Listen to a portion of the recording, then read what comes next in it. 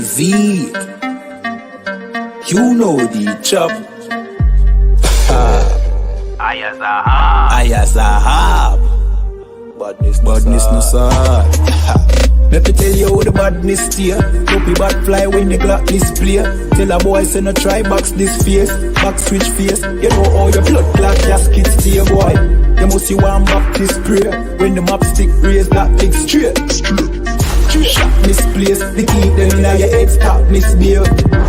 Crack his face, the key never tell us we lock this place. Which locksmith anyway watch this place. War with them bunny like plastic plate. Hey, we don't play around. When you see the UPK around, we bring the fucking AK around. AR-15s and AR rounds. We don't play around. When you see the UPK around, we bring the fucking AK around. AR-15s and AR rounds. We no take drape up, we no take beat up, we no stay up. And when the next day come, we no change up. Man, I ask them brothers, them wake up. AK bus boy, head top shake up. So tell a pussy hold down, violate us. No care where you status, where you take up. Every man a killer till miss a dead face, you straight up. Great stuff, one Westling bigger than NATO. Man we bust it to NATO. Only man we afraid that are the creator, the maker. Hey, we don't play around. When you see the UPK around, we bring the fucking AK around. AR-15s and AR rounds. We don't play around. When you see the UPK around, we bring the fucking AK around. AR-15 and AR rounds. AR-15s and AR rounds. AR-15s and let me tell you how the badness steer. Dopey bad fly when the Glock display. Tell a boy say no try box this face. Back switch face. You know how your blood clot casket stay boy. You must see one Baptist prayer. When the map stick raise that lick straight. Shot misplaced. The teeth them in your head stop misbehaved. Crack his face. The key never tell us we lock this place. Which locksmith anyway watch this space. War with them bunny like plastic plate. We don't play around. When you see the UPK around, we bring the fucking AK around. AR-15s and AR rounds. Dear Lord, I hope you hear my prayers. Because we really, really need you down here. From all the pain that we going through, we know that you're real, so can you fall through? Father, have mercy when we call on you.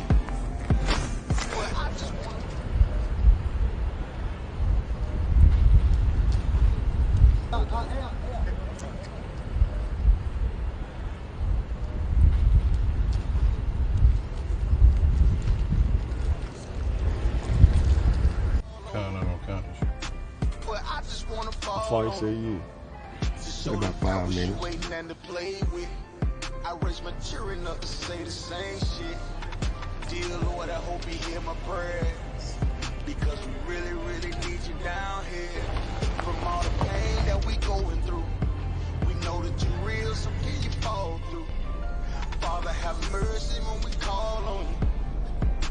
But I just wanna fall on you. To show the devils you ain't nothing to play with. I raise my children up to say the same shit.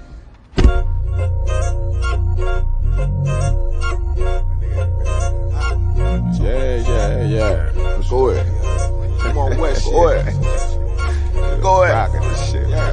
Go ahead. Look, I keep it low to the T.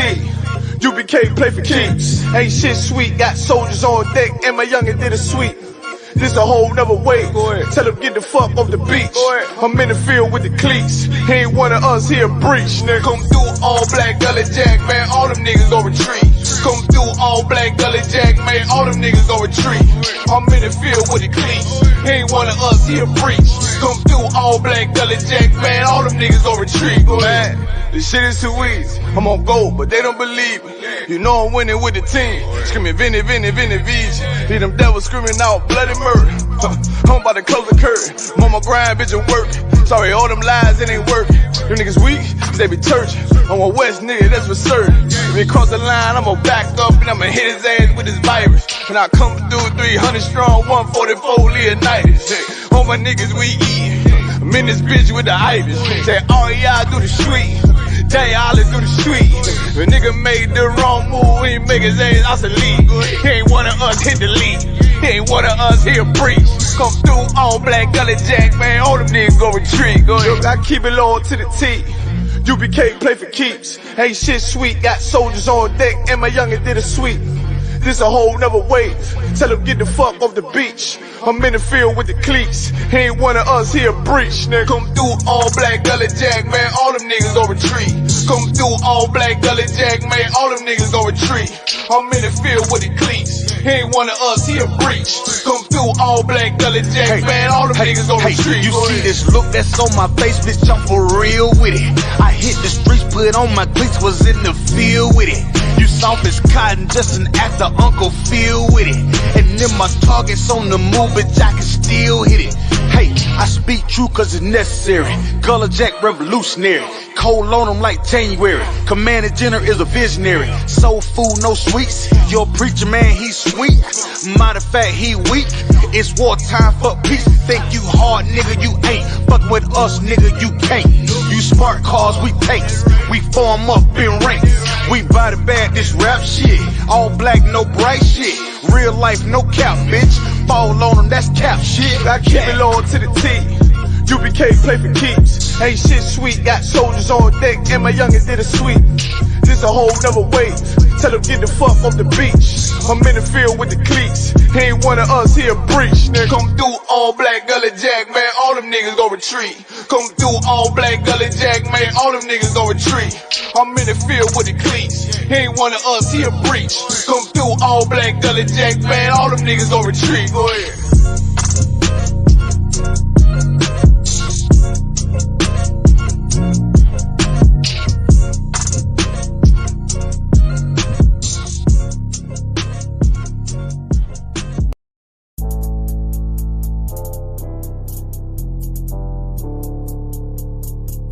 According to God, the white man is the devil.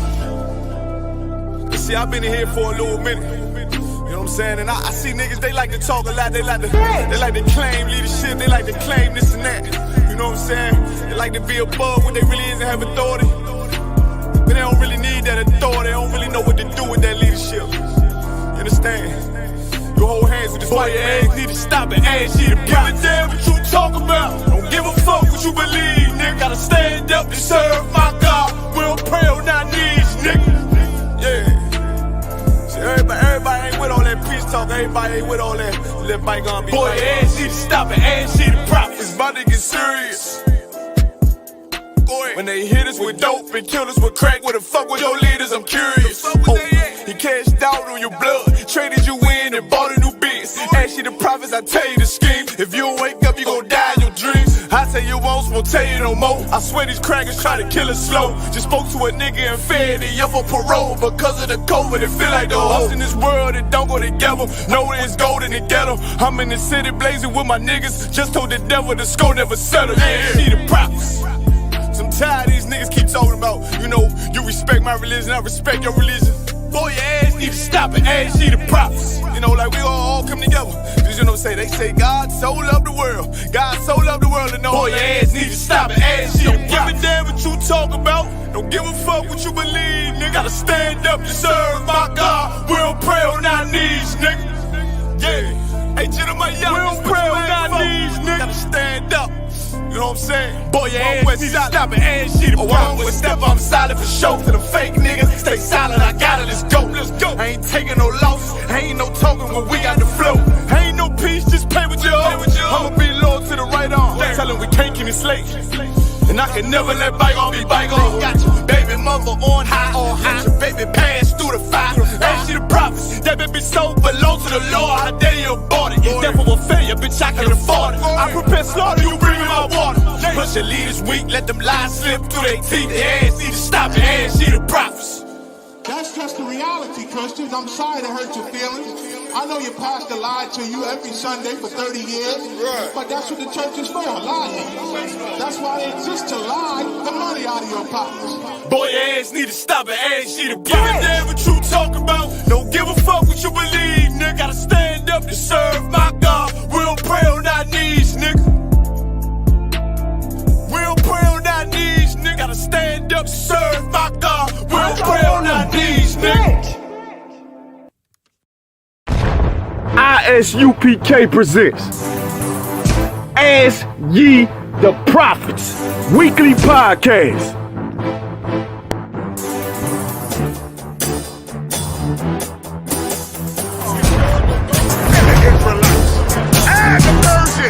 Every race in the movie. We are not the trusted. We are not the trusted. You're trusted, and we are not the trusted. Send in your questions to askyetheprophets@gmail.com or Ask Ye the Prophets on Facebook. And your questions will be answered live every Wednesday, 11 a.m. Eastern Standard Time. Shalom. He's speaking of his Lord.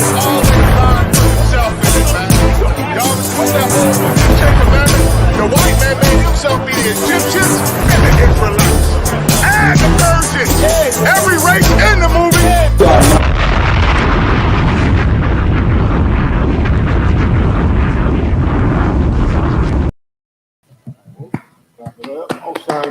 Most High in Christ. Shalom, Israel. Welcome to another episode of Ask Ye the Prophets. Again, send all your questions in, man. This is the place where we go into all questions, man. All thoughts, all the things you got on your mind. You can send it all in, man. You can email us at askyetheprophets@gmail.com, or you can send your questions in direct message to the Facebook page, Ask Ye the Prophets.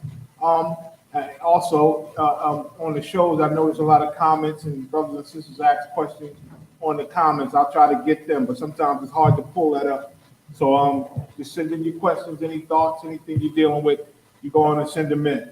I want to give a big shout out to Captain Mawakwa for the Chi-Town Fire Weekend, man. It was excellent, off the hook, man. Just came off of it, man. It was beautiful, man.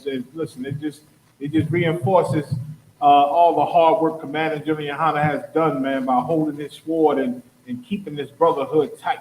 Right. That's all it is. I look, and it's brothers and sisters loving each other, man. You got brothers coming to our barbecue, said, man, I come out of this and that Christian Israelite group. I done been to about 3 of them, man, but I started watching y'all, and I knew y'all was totally different, man. Y'all ain't like them, and I want to join y'all. Brothers came, he gave his testimony at the fire weekend. It was beautiful, man. We even pulling the homos out of the world, the lesbian. Sister says she gonna try hard, man, and come out of that lifestyle and do the right thing, man, and get down with the ISUPK. You know what I'm saying? And do the right thing, you know, and eventually, listen, the Lord will give her a husband, kids, and that old lifestyle. All that lifestyle just comes from a bunch of trauma growing up. You know what I'm saying? A bunch of trauma and being exposed to the wrong things and being molested, especially up in that church, man. If you went to church, man, most likely you done got touched or violated in some way. A lot of that turn our young kids, man, and alter their minds and traumatize them and turn them into a lifestyle that they think they should be in. You know what I'm saying? If this grown-ass man who's supposed to be a man of God is touching on me, you understand, maybe that's what God has for me. And they go into that lifestyle, man, with all of it is Satan, man. All of it is Satan. But big shout out to that sister, man. I'm gonna be checking on her. We all gonna be checking on her, and you know, as she walk that walk, man. Right. It ain't hard to change, man.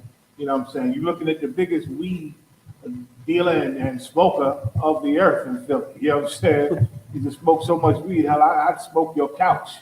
I smoke your goddamn. I smoke your fingers if you don't pull out my mouth quick enough. I smoke anything around me back in the day, man, and didn't believe that I could quit.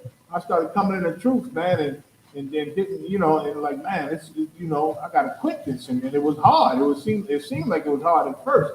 It was pulling on me, but the Lord, He do so much to show you so much, and the Lord punished, man. You know what I'm saying? There was times that not me, but other people I know who was trying to fight that weed said they went back and fell back and smoked it, man. Came to class and then smoked it after that. They were sitting on the couch one day and the Lord electrocuted them. They said they felt like electrocution going through their whole body and it would not stop. And they knew that was a sign, the Lord saying, you better not smoke that weed again.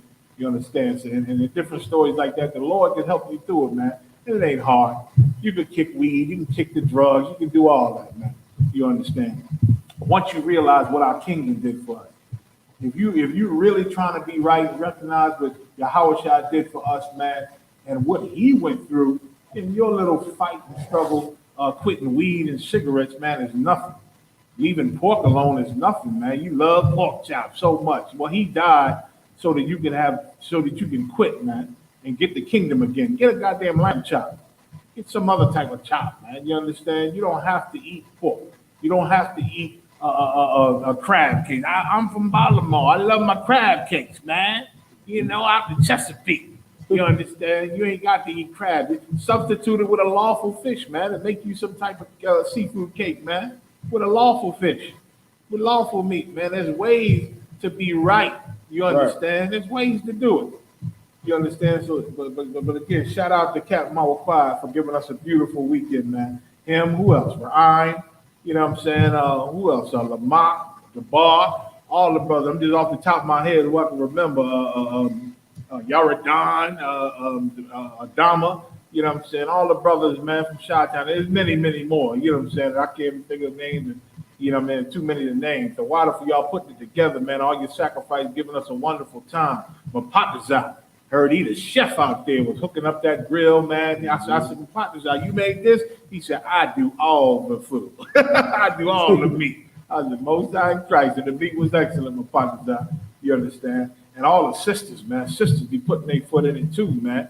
Making all the sides and helping with and serving, man. Serving, it was so beautiful though. I walked in, a whole line of sisters up in the school too. A whole line of sisters going across, man, with trays looking beautiful, and it's just an amazing thing, man. Ain't nothing like the UBK. I ain't never seen the things we do nowhere else. We live this Bible. We live the brotherhood. We live the first and second great commandment, man. We live it and we protect it. And we protect it, man.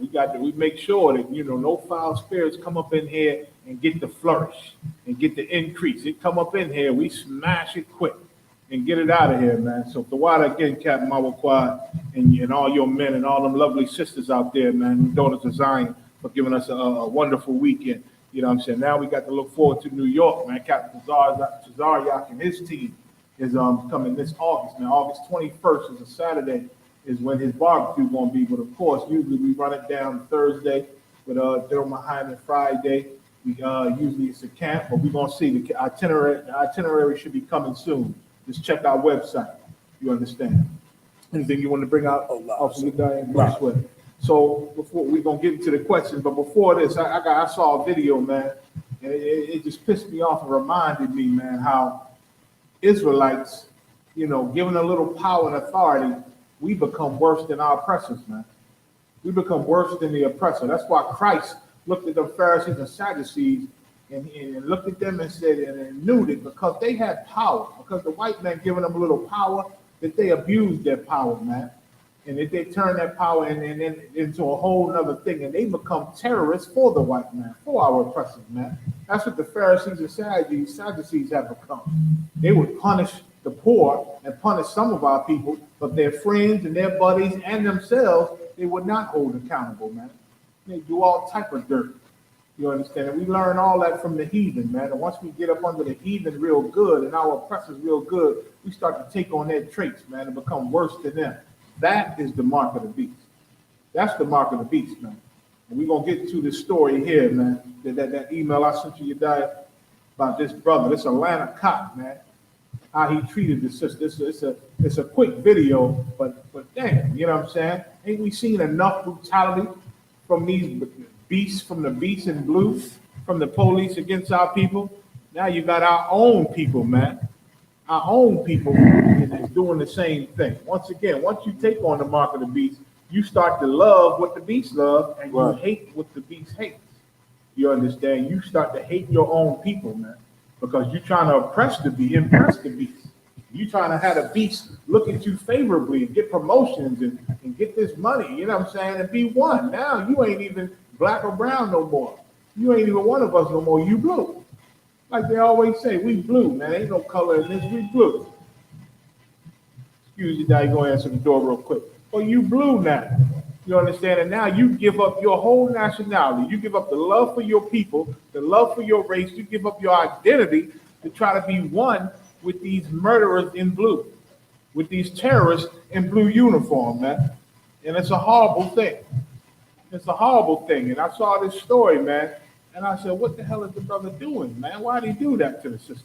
Like I done seen plenty of videos with our oppressor, got us on the ground and beating us while we cuffed. Hell, way back on Rodney King, y'all remember that? Beat the hell out of Rodney King and did not get charged for it. They did not get charged for it. That ain't never stopped.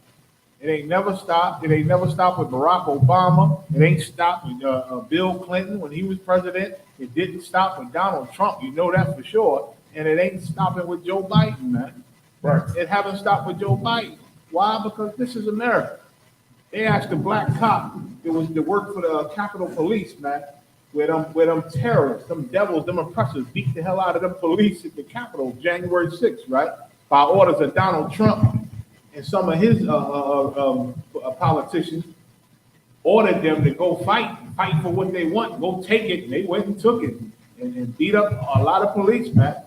And they called the police. Listen, they told the police, they said, "You're a nigga. This nigga voted for Joe Biden." They said, "Take off that gun and I'll show you what a nigga really is." You understand? Because they hate you. They don't care about no police. They don't care that you wear blue. Not with your brown skin trumps that blue to them. Right. But you in your mind think you at one with them. Think you the same as them because you wear the same uniform. You better go check out after World War II how they treated black soldiers in uniform, in military uniform. They didn't look at you as the same. You better stop pretending and convincing your own mind that you're the same. You're not. They asked this brother, and he was honest. They said, "So, do you think that this is what America is? The way they treated you and called you those names and beat you? You understand?" He said this at one point. The brother said, Hispanic brother. So at one point, he thought, "This is how I'm going to die again." You understand? Because they beat the hell out of them police. They don't love no police. They love themselves. They love whatever stops them from doing whatever the hell they want. They don't care what it is. They got no loyalty, our oppressor. He got no loyalty to nothing but himself. You understand? They asked the cop, they asked the black cop, "Is this the America?" He said, "Well, he said, yes, this is America. Because this has been happening forever. This is, they got this country by war and fighting and killing and violence, man. That's how they got this place. So yeah, it is. But I don't believe in that America. I believe in the other one. I believe in a good America. This and that America. He fooling himself with that. Because he live in America. He just admitted, yeah, America, this is America, violence. And they're very violent, and ain't nobody as violent as America. He right. But he living the dream America in his brain. That don't really exist. The nice, good America. That don't exist. But that is the dream they push to everybody. And if you're a slave and if you're weak, you'll think that place can be real and that it is real. It can't be real. That's why God is going to destroy America. And then this place will be a peaceful place under Yahweh's rulership. Right. Under the rulership of the 144,000 with God's laws enforced on this earth. You understand? That's when it'll be a peaceful place. That's when it'll be a good place. But you can't make Satan good. He wasn't made for that. You understand? Right. And this is America. You in Satan's kingdom. Read the video you can play. Started at 25 seconds in. I think before that, the news people talking a lot. And again, this is in Atlanta police. No sweat. 25 seconds. Come. Give me Luke 3 and 10. My Bob.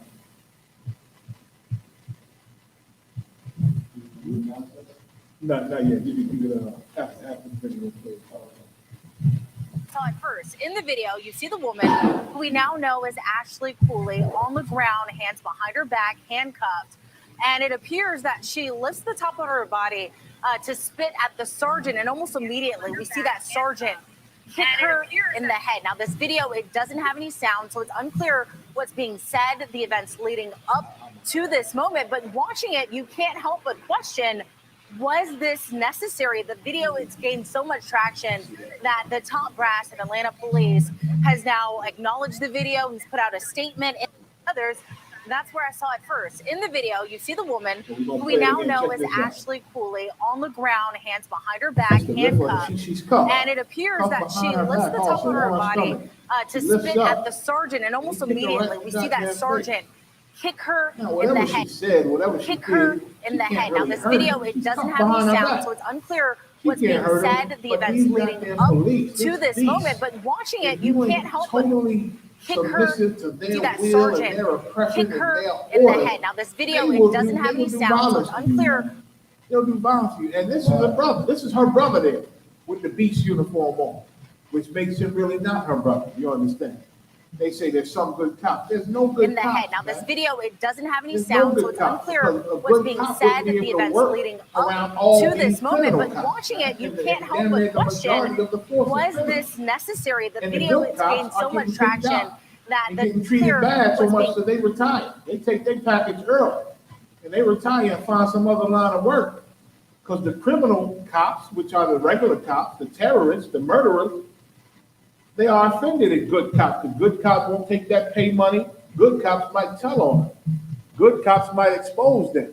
You understand? So they treat them wrong, and they don't come when they call in for backup. And the good cops know it. And so they say, I got to watch myself because I know they ain't going to have my back because I'm not with all the corruption that's in there. Yeah, and they don't last long. So the good cops is on their way out any damn way. Real police are criminals, terrorists, and murderers, man. That's what they are. And this brother wearing blue, his sister is on the ground, cuffed behind her back, lift her head up. I think they said they thought she might have been trying to spit at him. So the hell what? So what? You got a cuff. Everybody ain't right in the head, and it's your sister, man. Have a little goddamn mercy. So what? She spit on your shoe. Oh, she gonna mess up your shoe and mess you all up. Oh, your oppressor gonna see that you let that nigga spit on you, or you kick her in the goddamn face. You brothers gonna pay for your evil, man. The beast is for sure gonna pay. But you Israelites, man, you following after him, trying to be like him, harming your people for him. The Lord gonna see to that. You got to pay for that. Luke 3:10. Oh God. This is the book of Luke, chapter 3 and verse 10. Go ahead. And the people asked him, saying, what shall we do? This is John. This is John talking to the people, man, paving the way for Christ, like the scripture said. The Lord was with John, and he paved the way for Christ. It's just sad that at the end, John lost faith and started to doubt whether Christ was the one or not, man. And that's how he died, doubting, not in the truth. But he was teaching before Christ came. You understand? Getting the people ready, for a spiritual baptism through Yahushua. Right. John was getting them ready for that, man, and teaching the word of the Lord. And John was a wise man. You understand? And so the people was asking him, what shall we do? Meaning, what we got to do to get right, John? This is what the people was asking. John, I know you baptizing and you teaching, but what we got to do to really, really get right with the Lord? Go ahead. Then, verse 11, he answered and said unto them, he that hath 2 coats, let him impart to him that hath none. He said, this is what you do. If you got 2 coats, find somebody who don't got no coats, man, and give him one. And give him one. Share, in other words. Be a brother. Be a sister, man. Love your people. Right. Share with them. Read. And he that hath meat, let him do likewise. And whoever got meat, you got food on your table. There's some out here that don't got no food on their table, man. Share. Right. Be a brother, man. We all got to look out for each other. Why? Because John understood that we all we got. We all we got. The oppressor don't love us. He ain't never loved us. And in 2021, he does not love us. Right. We are still all we got. Right. Read. Verse 12. Then came also publicans to be baptized. And publicans were like your government officials, people who collected unfair taxes. Our oppressor, he collect his taxes, which is robbery.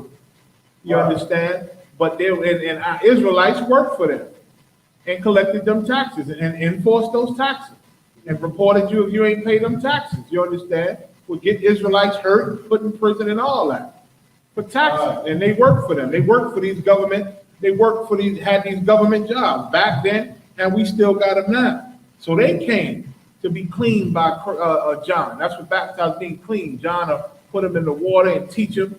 And when they come out, they're supposed to change their life, man, and be a better person. You understand? And start doing what's right. Go ahead. And said unto him, Master, what shall we do? And the publicans, and publican meaning, and actually government officials meaning they work for public office. That's what a publican is. Right. A government official. They work for public office. They serve the public, supposedly. And they said, what should we do to make ourselves right before the Most High? Go ahead. Verse 13. And he said unto them, exact no more than that which is appointed you. Don't rob your people. Right. That's what he was telling them. Love your people enough not to rob them. I know you publicans got tactics and different things, where you get what the Romans want, and then you get a little more for yourself. You're robbing people. You understand? Right. Our Lord said, don't rob people.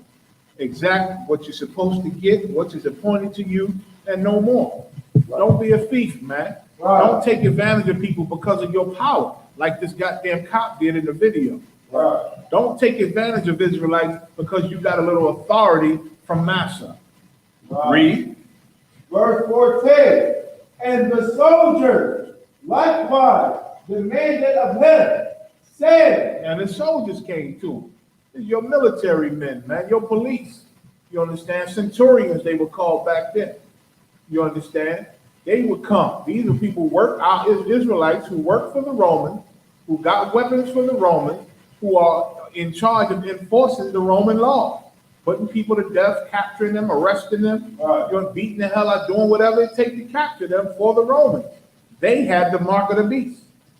Right. You understand? And they was asking Christ, how can we change? How can we do better? How can we please the Lord? Just like black cops today, black military officers today. Read.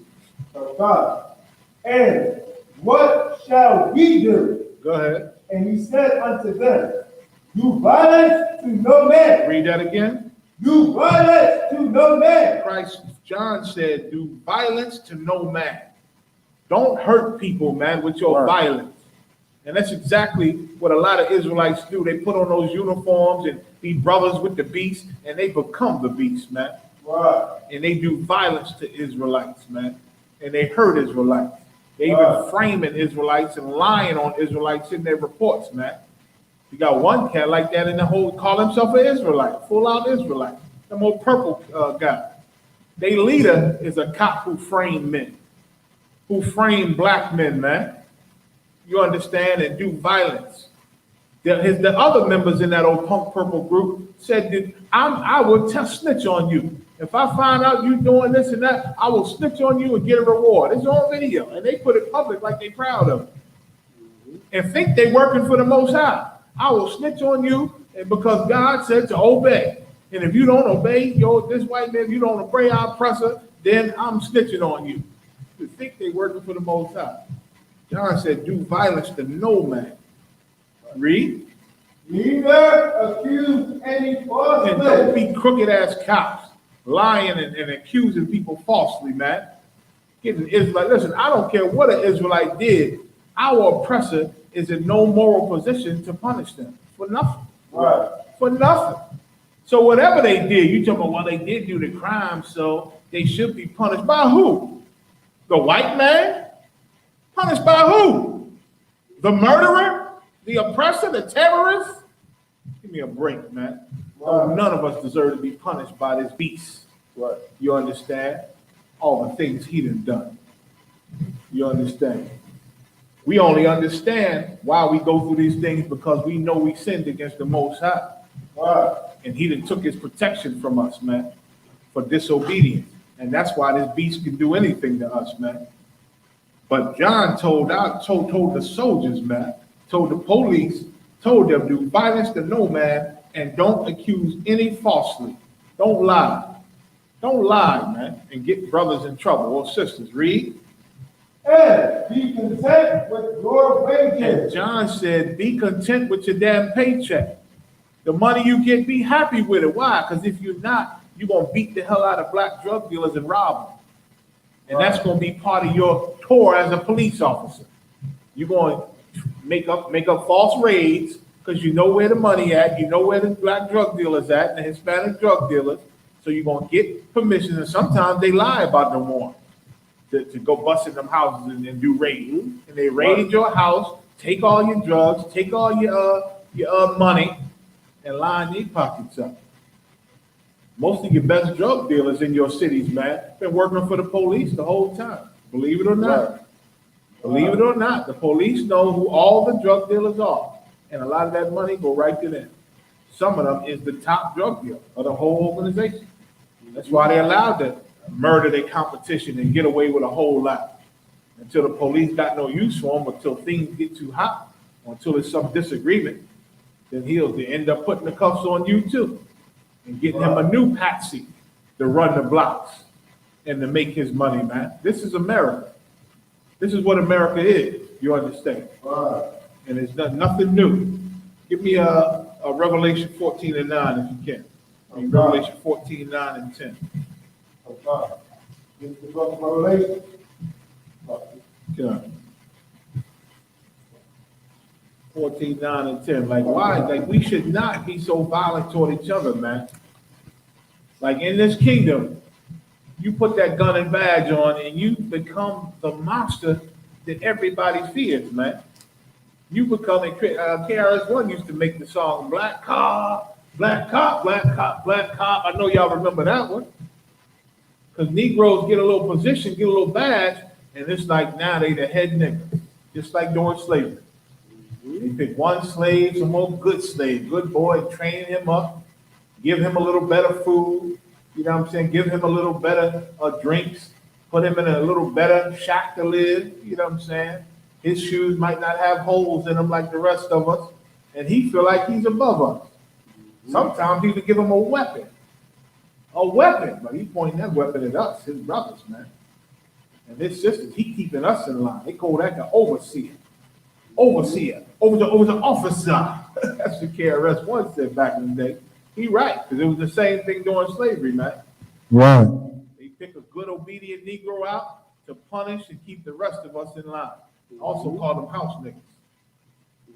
House niggas, why? And he was in charge of beating the field niggas and live better than us. And he would tell on us. You understand? He'd be the one get that whip sometime. You understand? Read Revelation. Karawakan. This is the book of Revelations, chapter 14 and verse 9. And the third angel followed them, saying with a loud voice. Again, Revelation is where John was in prison and had a vision. The Lord showed him visions on a whole bunch of things, past, present, and future. And in this vision, he saw angels bringing different things on the earth, destruction, famines, and different things. And this angel is the third angel out of 7, I believe it was. And he followed them and said with a loud voice, what? If any man worship the beast and his image. Now, who is the beast? Our oppressor, man. AKA the so-called white man. The scripture tell you he's the most subtle beast of the field, man. Right. He's the beast of the earth. And the angel in John's vision said, if any man worship this beast and his image. What is his image? Christianity. Right. All his different idols, man. The white Jesus on the cross, the white Mary, you understand, rosary beads. If anybody worship this beast and his image, go ahead. And receive his mark in his forehead. What is the mark of this beast in his forehead? It's the same mark of the Most High in his forehead. We'll get that in a second. But the mark of the beast is learning the traditions and the ways and the customs of this beast. Right. Learning it in your mind, and that's what you follow, and that's what you live by. Right. That's the mark of the beast in your head. Go ahead. Or in his hand. Or in your hand. What is having the mark of the beast in your hand? Doing violence to Israelites. Right. Doing violence to Israelites in the name of this beast with that badge on your chest. Police, police, whack, whack, whack. You beating people with sticks, you shooting them, putting them in headlocks, choking them out. That's the mark of the beast in your hand, man. Doing violence and doing things, writing false reports on Israelites, lying to Israelites, man. Your actions, it's in your hand because it's an action that you take against black and brown people for this beast, man, for our oppressor. That's the mark of the beast in your hand. And and Revelation said, John said what? He said, read that at the line before it again. And receive his mark in his forehead or in his hand. Or in his hand. Go ahead. Verse 10. The same shall drink of the wine of the wrath of God. Like we said earlier, man, they got a day coming, man. You want to sell out and hurt your people in the name of this beast? You want to have his mark? The Lord said there's something set for you. You're going to drink of the wine of the wrath of God, man. Meaning the Lord going to get his wrath to you, and it's going to go into you good, like a good wine. The Lord's wrath going to go into you. Go ahead. Which is poured out without mixture. Unchaste. No chaser with this wrath is coming. The Lord ain't diluting this with nothing. It's going to be pure 100% wrath. Poured out with no mixture. Go ahead.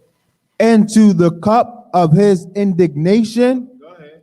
And he shall be tormented with fire and brimstone. Anybody doing violence to Israelites, man. Anybody doing violence to black and brown people, Negroes, Hispanics, Latinos, Native American Indians, man, First Nation. Anybody doing violence to us, our God is going to handle you, man. Right. He's going to deal with you, tormented with fire and brimstone. Go ahead. In the presence of the holy angels. The angels going to watch while the Lord destroy you. Go ahead. Right. And in the presence of the Lamb. And Jesus Christ, our King, he going to be there too. Right. Watching you get destroyed for what you did to their brothers, man. Right. To what you did to black and brown people. That's your future, man, for your evil. You want to serve this beast? Fine, serve him. Then the Most High going to serve you. Right. Most High going to serve you. We in America, all of us got a chance to serve the beast. And we know we probably get good money and all that. But some of us, with honor and integrity, we join the ISUPK and we don't give a damn about what this beast is offering. Right. We know a gift destroys the heart. Right. He can keep his gift. We rather stand with the Lord and be troubled and be in poverty. Right. Not have all the things that you rich Christians got. You can keep all that. Your Learjets, your Rolls Royce. We'll take the minimal that the Lord give us, man. Right. But we got a day coming where we're going to have it all. Right. We're going to have it all. We're going to have the mark of the Most High. We're going to serve him, and the beast is going to pay for that. Right. The beast is going to pay him. So that's that on that cotton. It's just a video that sickened me, and there's so many of them. There's so many of them. As I hear the reports, I just pick one maybe to talk about, maybe two, unless something new and crazy has happened. Now I'm going to get to the question. You can read the first question. Connor Wakan, sir. First question is Salaki Alawat. May I get a breakdown for the verse and why Christians used to say tattoos are tawab? Isaiah 49:16. No sweat. So in Isaiah 49:16, he's saying, why do Christians use this to say tattoos are okay? Tattoos are good to get. Well, let's see. Let's first read it, and then we'll go into the law, and I'll explain. Karawakan. This is the book of Isaiah, chapter 49 and verse 16. Behold, I have graven thee upon the palms of my hands. The Most High said, I have graven thee upon the palms of my hands. Go ahead. Thy walls are continually before me. Now, Christians take this. They say this and see, the Most High talking about a tattoo. He tattooing Israel on his hand. He gonna get it on his chest and back too, I guess. Huh? How about the top, the lower back, where females get it at? I don't know, and you know, they getting it there, they can't see it unless they stand in the mirror looking backwards. But females usually get that tattoo. You see them with that writing on their back.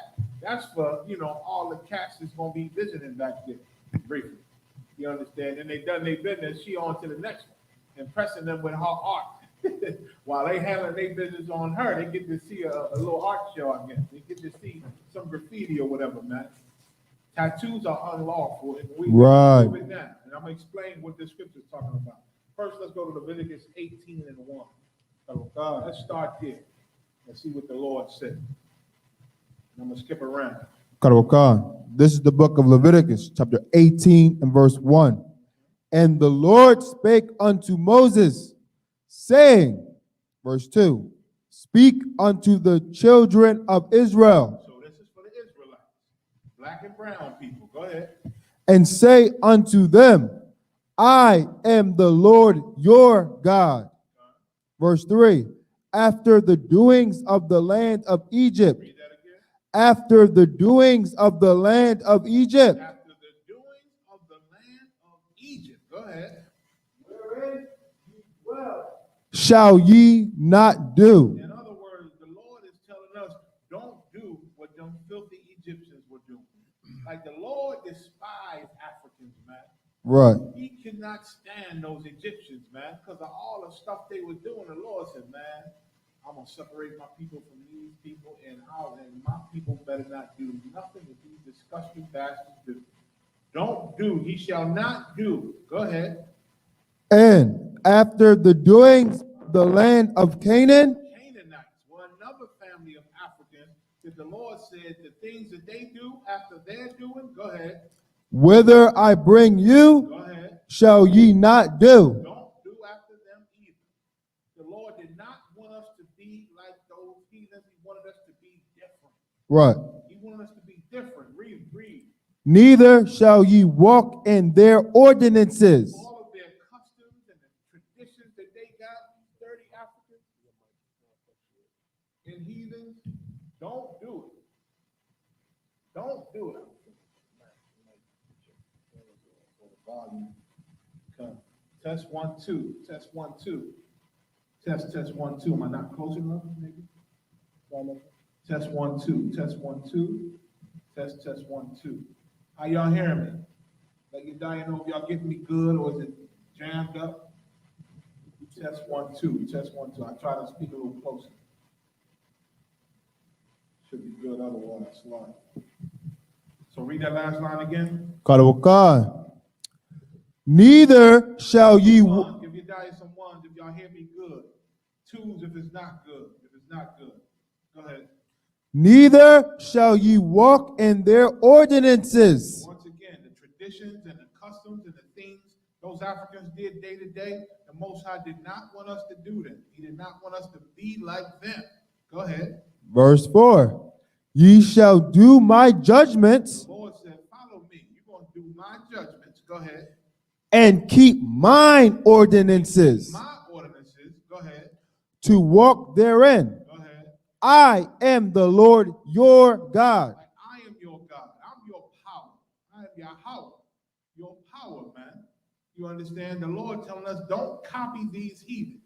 Right. Don't copy them. Don't be like them. Right. Understand? Be different from them. Now I ask you, what's another word for being different according to the Bible? What's another word for being different from everybody else? Go ahead, Ibad. Holy. Being holy, brother. The why? Being holy. That's the difference. Being holy. You understand? That's what holy means. Holy means separate, in other words, different, to make you understand. The Lord wanted us to be different from these heathens. And they were doing all type of things. Go to Leviticus 19 and 1. They were doing all type of things that the Lord did not want us to copy at. What they saying? Go ahead. This is the book of Leviticus, chapter 19 and verse 1. And the Lord spake unto Moses, saying, Go ahead. verse 2, speak unto all the congregation of the children of Israel, Again, speak to the Israelites. Go ahead. and say unto them, ye shall be holy. Ye shall be holy. Like Abad said, ye shall be holy. Translation, y'all ought to be different. Y'all ought to be separate from these heathens and these other nations, man. Right. Read. For I, the Lord your God, am holy. Because our God, the God of Israel, he is different from any other thing that these heathens worship. All of their gods and all of their things, our God is different. Their God is not alive and can't help them or hurt them. It can't help. It have no breath. They don't breathe. They don't think. Our God is different. He is alive. He can help. He can destroy. You understand? He is a living God. He is different. Meaning holy. The Lord is holy. Leviticus 19 and 27. Once again, the Lord, our God is different, man. Ain't nobody like the Most High. That's why he's the Most High. He said there's none beside him. There's none above him. Every other God is false and weak and below him. All those things you worship and you give power to, we give power to an actual living God. Leviticus 19 and 27. This is the book of Leviticus, chapter 19 and verse 27. Ye shall not round the corners of your heads. No sweat.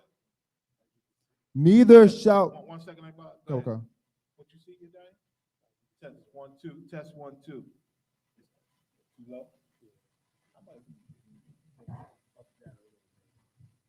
Are they saying I'm low or distorted? Test 1 2. Low, Test. compared to I bother myself, you are very well. Come. How about we turn my knob up that fourth knob? Test 1 2. Test 1 2. Test 1 2. Test 1 2. Test 1 2. Are y'all hearing me any better? Let your diet know if they still giving twos, or 1 if you're hearing me good, or 1 if I'm not distorted and I'm normal and good, a 2 if it's not right. Let your diet know. Test 1 2. Test 1 2. Okay, no sweat. Go ahead, Leviticus 19 and 27 once again. Khan. This is the book of Leviticus, chapter 19 and verse 27. Come. Ye shall not round the corners of your heads. No sweat. Listen, why is the Lord telling us not to do this? Because them nasty Africans did it, man. Right. They would shave themselves bald and round the corners of their head. Go ahead. Neither shalt thou mar the corners of thy beard. They would shave their beards off, and you couldn't tell if half of them were women and men. The Lord want that beard on you for a reason, man, if you can grow it. Now, if you naturally don't grow a beard, ain't nothing you could do. That's the Most High. You understand? If your hair fall out, there's nothing you could do. That's the Most High. But don't cut that beautiful, gorgeous beard off if you can grow a beard. Right. You don't want no brother mistaking you as no woman, some smooth-faced, pretty woman. Right. You understand? Hey, excuse me, sis. Oh, Salakia, huh? You know what I'm saying? That's embarrassing. Who Right. the hell wants that? And the Most High don't want that. The Lord got things like that, man, because he comes and communicates with us through the angels, man.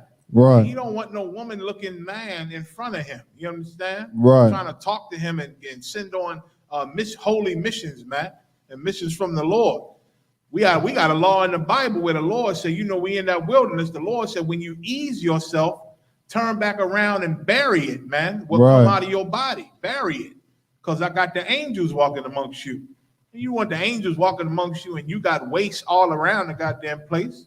Right. Bury it, man. And the Lord got bugs and things that'll go under that dirt and get rid of it anyway. So it all turns back to his dust. But the Lord got things like that because he want to communicate with us and help us and be in our presence, man, through the angels. So we can't be walking around bald head looking like women, looking like the Africans. He didn't want us to look like that. And for tattoos, the same thing. Read. Verse 28. Ye shall not make any cuttings in the flesh for the dead. And them Africans, man, they make all kind of brands with hot irons and cuts and scars in their body, trying to worship everything from their family to their gods to idols to just traditional customs that they old witch doctors passed down. They not to do that. Read on. Nor print any marks upon you. Nor what? Print any marks upon you. Why? Because Africans do that, man. Right. Africans was big in all that, man. Tattoos and making permanent marks in their flesh, man. Printing marks on them. We're not to do that because when the Lord see us, he don't want us looking like them. Right. He don't want us looking like them. All a bunch of stuff all over your body. You see brothers and sisters all tattooed all over their body. They look different, man. It looked satanic. Some of us go as far as having it all on our face, man. Getting it on our face and foreheads, and it just looked ridiculous, man. That's how Africans used to walk around. Africans used to walk around like that, and the Lord don't want us to look like them, man. Right. He wants us to be good and holy. He created this skin. He wants skin on the skin. Right. He wants hair on the skin, what he created. You go putting a bunch of crazy stuff all over yourself, man, digging into your skin, cutting yourself. That's what tattoos are. They digging into your flesh and putting ink into your flesh. You understand? The Lord don't want that. Don't mar your flesh. Don't mar your skin. Don't print any marks upon you. Why? Because heathens do it. Right. And the Lord said, don't be like them. Nor print any marks upon you. Go ahead. I am the Lord. I am the Lord. Right. I am your God. I took you out of Egypt. I am the one for you to follow. Obey my ordinances. What he said up above. Read on. Karawakan. Verse 29. Do not prostitute thy daughter. And he laying all this down. Why? Because the heathens did all of this. And the Lord was disgusted at it and wanted to separate us and make us different, aka holy. They prostituted their daughters, man. It was common. The Lord did not want us to prostitute our daughters. Go ahead. To cause her to be a whore. Why? Heathens were whores. Right. Africans were whores. The Arabs were whores. All of them did nasty, disgusting things, man. And God wanted us to be different. He don't want us to make our daughters whores. Read. Lest the land fall to whoredom, Uh-huh. and the land become full of wickedness. The land fall to whoredom, and the land become full of wickedness, man. Full of wickedness. And that's what these African countries are, man.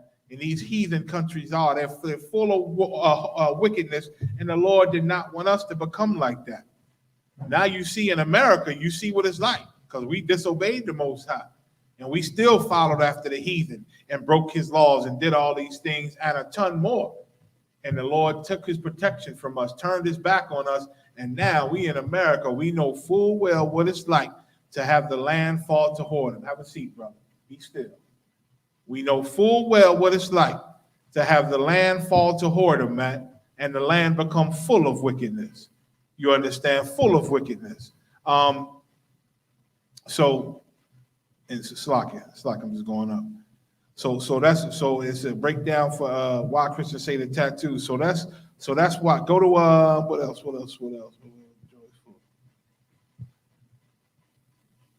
Salaki. Again, they don't understand the Bible. Give me Amos 8 and 11. Karokan. Come on, I gotta figure out.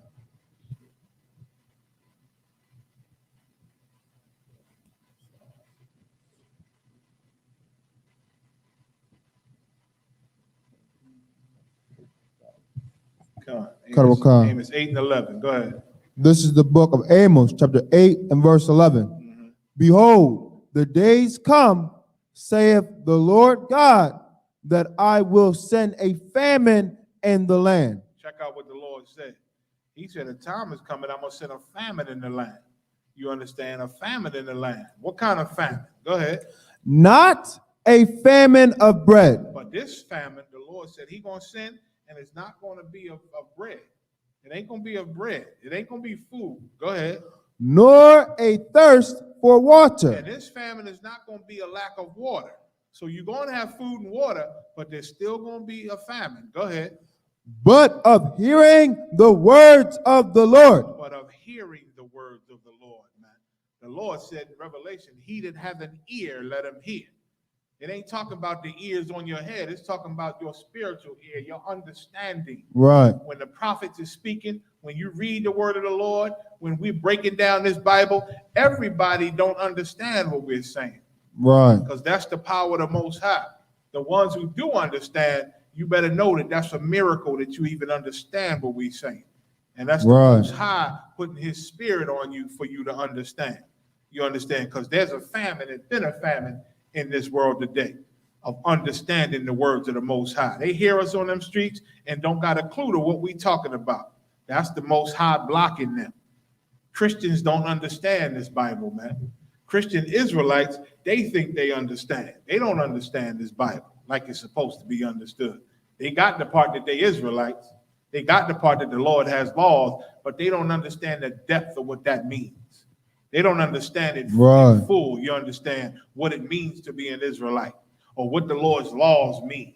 They just like Christians, they take the word of God and fix it to how they live, to their lifestyle. You can't do that. You got to take your lifestyle and fix it to the word of the Lord. You got to change your lifestyle and change it to what the Lord say in this Bible. You don't take his words in the Bible and fix it to your lifestyle and change it to your lifestyle. You understand? There's a famine of the word of the Lord, so Christians don't understand the book. So I totally understand why they think the God is saying it's okay to get a tattoo. You understand? Read. Verse 12.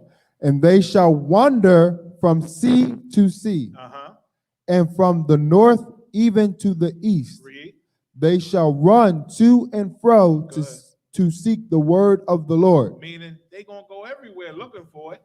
They trying to get it, but the Lord haven't found mercy on them yet. He haven't found them worthy of the mercy of understanding his word, man. He said, I will have mercy on whom I will have mercy. You understand? Meaning he does what he wants. And the Lord knows who he wants to get this word and who he doesn't want.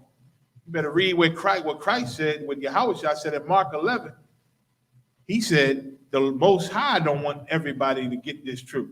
So when Christ would speak in parables, a lot of people wouldn't understand. Why? Because those were his orders from the Most High to speak that way. Because the Most High didn't want everybody to get it. Christ didn't want everybody to understand what he was saying. Because they knew if everybody understood it, they would change and serve the Lord. Right. Some people, the Lord don't want to serve him, at least not now. At least not now. Some people may never serve him until they're dead, until the Lord kills them and they reborn in the kingdom, man. And then they learn the right way. That's the Most High. Ain't nothing we can do about that. All we can do is pray the Lord have mercy and forgive them. You understand? Right. But they shall wander sea to sea, from the north to the east, and they shall run to and fro, seeking the word of the Lord, trying to understand this book, especially when they hear us. When they hear us, they like everybody following them. Them guys know what they talking about. They go back to their books. We send everybody back to the lab. They come try to challenge us, and we shame them and make them see how stupid they are, and then they go back to the lab, trying to open up their books and trying to find something to get us, and they never find it. They never find it because our words come from the Most High. Right. And so we can't be defeated because he can't be defeated. Right. And then guess what? You just never hear from him again. Right. Until some new young simpleton come up and think he got it. Well, you know what? I got it now. I can't believe the Fruit of Islam challenged us. New York handled them well. Captain Tazayak and Captain Katazak. Right. I can't. I thought all of them got the message years ago. I guess not. There's always some new simpleton that think he's smart and got to be crushed. You understand? They seeking the word of the Lord. Go ahead. Right. And shall not find it. And shall not find it, man. They don't understand this Bible, brother. Who's that, sister? Whoever asked the question, they don't understand it. That's why Christians think that that's talking about tattoos. Tattoos are unlawful. It's a sin to get a tattoo. And AKA, and I'm explaining modern day. Who can give me the modern day word for sinner? What's the modern day common man word for sinner? To make everybody understand, even people that ain't in the truth. With this word, they'll totally understand what a sinner is. Go ahead. You said sinner? Sinner. Sinner? Sinner. A sinner. S-I-N-N-E-R. A sinner. A sinner. How can you explain to somebody what exactly a sinner is? Of course, it's somebody breaking God's law. You understand? But what would the common everyday person, what word could you give them to make them understand the severity of a sinner? Because Christians then water down everything. You tell somebody they're a sinner, they don't feel no offense, really. Because everybody's a goddamn sinner. And the Christians say we all fall short of the glory, right? But what's a word that you can put on them that they don't want to be this? They don't want to be this word, but this is exactly what a sinner is. Anybody, even if they're online, if they're saying something, let me know what they're saying. I know this, you know what I'm saying? This ain't easy. Just think, a sinner is what? Somebody who breaks God's laws, right? Right. Now, with Esau, let's talk about the beast. That's the Most High. Now, with the beast, what would a sinner against the beast be? How can you sin against the beast? Right? Because he got laws too, right? How can you sin against the beast? A sin is breaking the law, period. That's what a sin is. So you break God's law, you're a sinner. Now, the beast has laws too. And if you break his law, you're called what? I'm giving you hints. There you go. Who's that? Adrian Padilla. You're right. You got it. Criminal. That's something people can feel, common people. You tell them they eating pork is a crime, you're a damn criminal. They don't want to be no criminal. They could be a sinner because the church that made that like sissified, like it ain't nothing. Nothing happens when you're a sinner. We all sin. We all fall short of their glory. But a criminal is like, oh no, I don't want to be labeled a criminal. That's what a sinner is, a criminal. You're a goddamn criminal. You understand? And so they teach sin. They teach you to sin, make you sin because they learn crime. They learn how to break God's laws and learn to be okay with it. in the Christian church. And they learn from their oppressor. You understand? Who teaches them these things, who wiped away all the laws that God made so you can feel less of a criminal. You understand? But you breaking God's law, you are a criminal, man. And tattoos is a crime. Right. You understand? Having tattoos is a crime. The church don't know it because they ignorant. Once again, they, like Paul said, they got the zeal of God, but not according to knowledge. They don't understand this book. The Lord said this book, the mysteries of this book have been hidden for ages and generations. Right. You understand? So we got to understand that most people are ignorant to this book and what it's saying. Even cats talking about shalom. Shalom, shalom, Shabbat.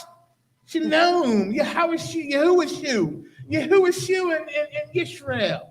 You know, they got a zeal, but not according to knowledge. They ignorant. Right. You understand? Just as ignorant as Christians, full out Christians. You understand? They just was able to realize, okay, well, maybe we are Israelites, but still ignorant as hell. You understand? And tattoos are a crime. So that's that. And it's a crime because the heathens would do that. And there's many scriptures. The Lord said, follow not the ways of the heathen. You know what I'm saying? That don't be like them. Separate from them. You understand? So let's go to let me see, is that it? Yeah, that's it. Let's go to the second question. Connor McCon. Second question is, Sister says, Shalom, Lord Christ General. Would surrogacy be considered unlawful? Connor, that's a good question, sis. Surrogacy, for those who don't know what it is, it's when a woman can't bear children, you understand, and she gets another woman, and they go to the hospital and the doctor, and this woman who can bear children, the doctors perform a procedure where they put, most likely it's the woman's man, her husband. They take his seed and put it into this woman who can have babies. So the husband is not having sex with this woman. He's not marrying this other woman, but the doctors are doing a medical procedure where they put his seed inside her womb to where she gets pregnant and she carries the wife's baby. You understand?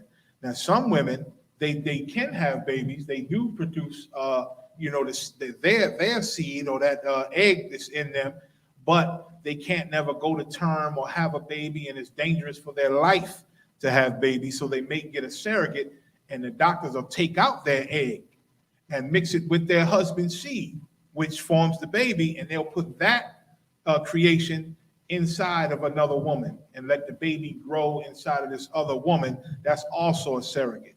Give me Romans 4:15. And so the baby grows, and there's a deal made, and I guess contract before lawyers, where the woman has the baby for this brother and sister, and then they take the baby, you understand, and raise the baby, because it'll still have the father's DNA, still have the mother's DNA with her egg, you understand, and they can raise that baby right. Read Romans 4:15. This is the book of Romans, chapter 4 and verse 15. Because the law worketh wrath. Why? Because the law creates criminals.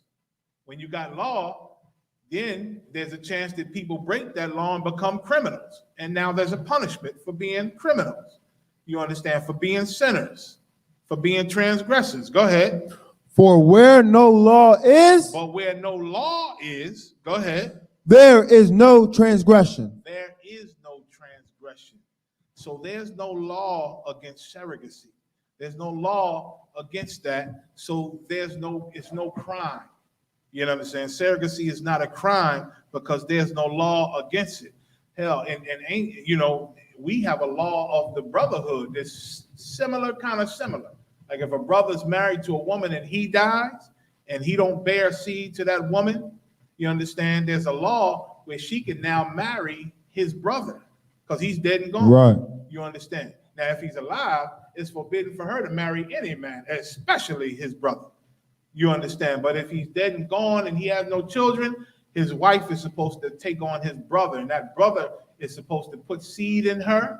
And when that baby's born, that seed is to get not his name, even though he made the baby, but it's supposed to get his brother's name and to raise his family and keep his brother's lineage going.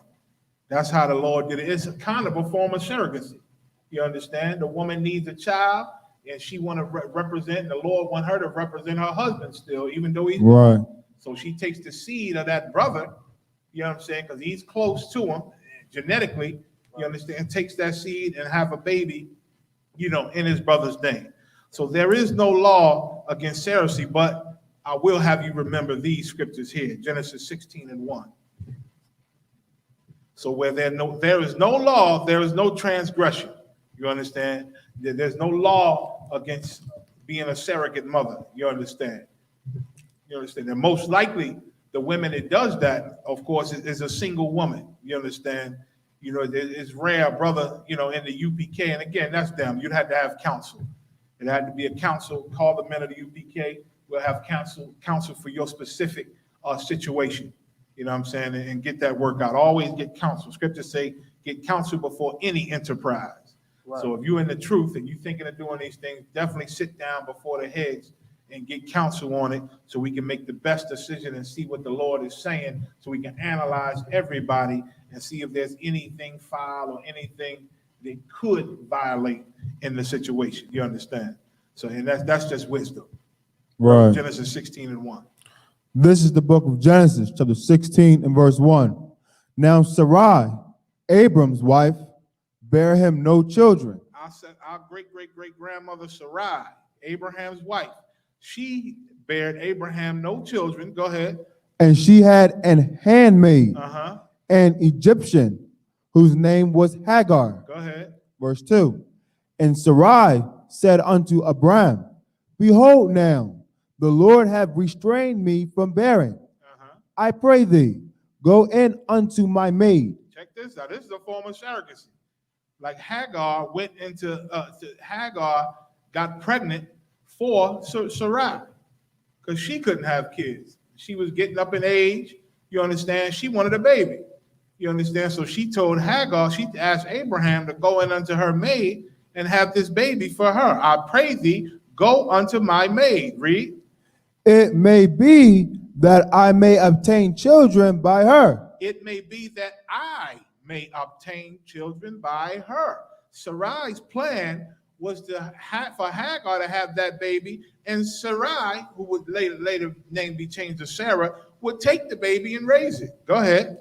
And Abram hearkened to the voice of Sarai. Now go to 17 and 16. Okay. This is the book of Genesis, chapter 17 and verse 16. Go ahead. And I will bless her. Now the Lord actually turned around and said, I'm going to bless Sarah. Go ahead. And give thee a son also of her. And I'm going to give you another son by Sarah. Go ahead.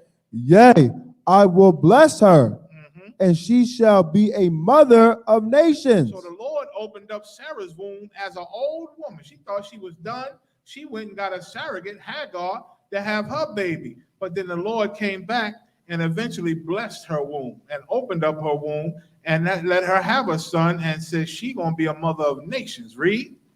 Kings of people shall be of her. Kings of people. Why? Because Israelite men are kings, man. And the king of kings is Yahweh. Right. Israelites come out of Sarah, man. Go ahead.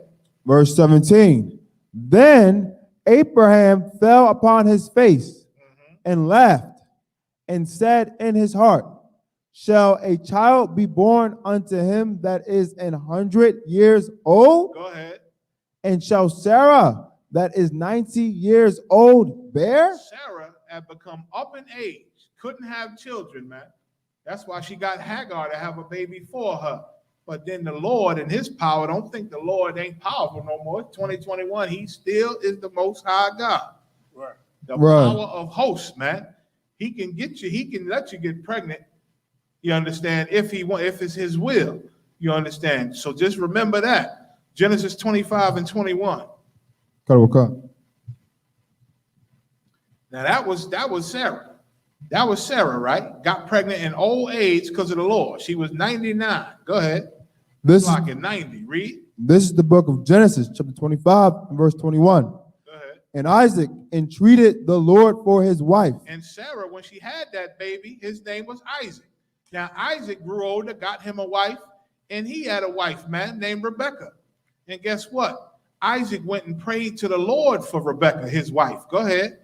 Because she was barren. Because she couldn't have children. Same thing happened, man. Same thing happened. Read. And the Lord was entreated of him. So Abraham's wife and Isaac's wife, they both could not have children at first. And then the Lord opened up their womb. Isaac went to the Lord, and the Lord was entreated of him, meaning the Lord heard him, man. And the Lord was kind unto that prayer. Go ahead. And Rebekah, his wife, conceived. She ended up having a baby, man, even though she was barren. Even though she could not have children at first, man. You understand? Even though she could not have children.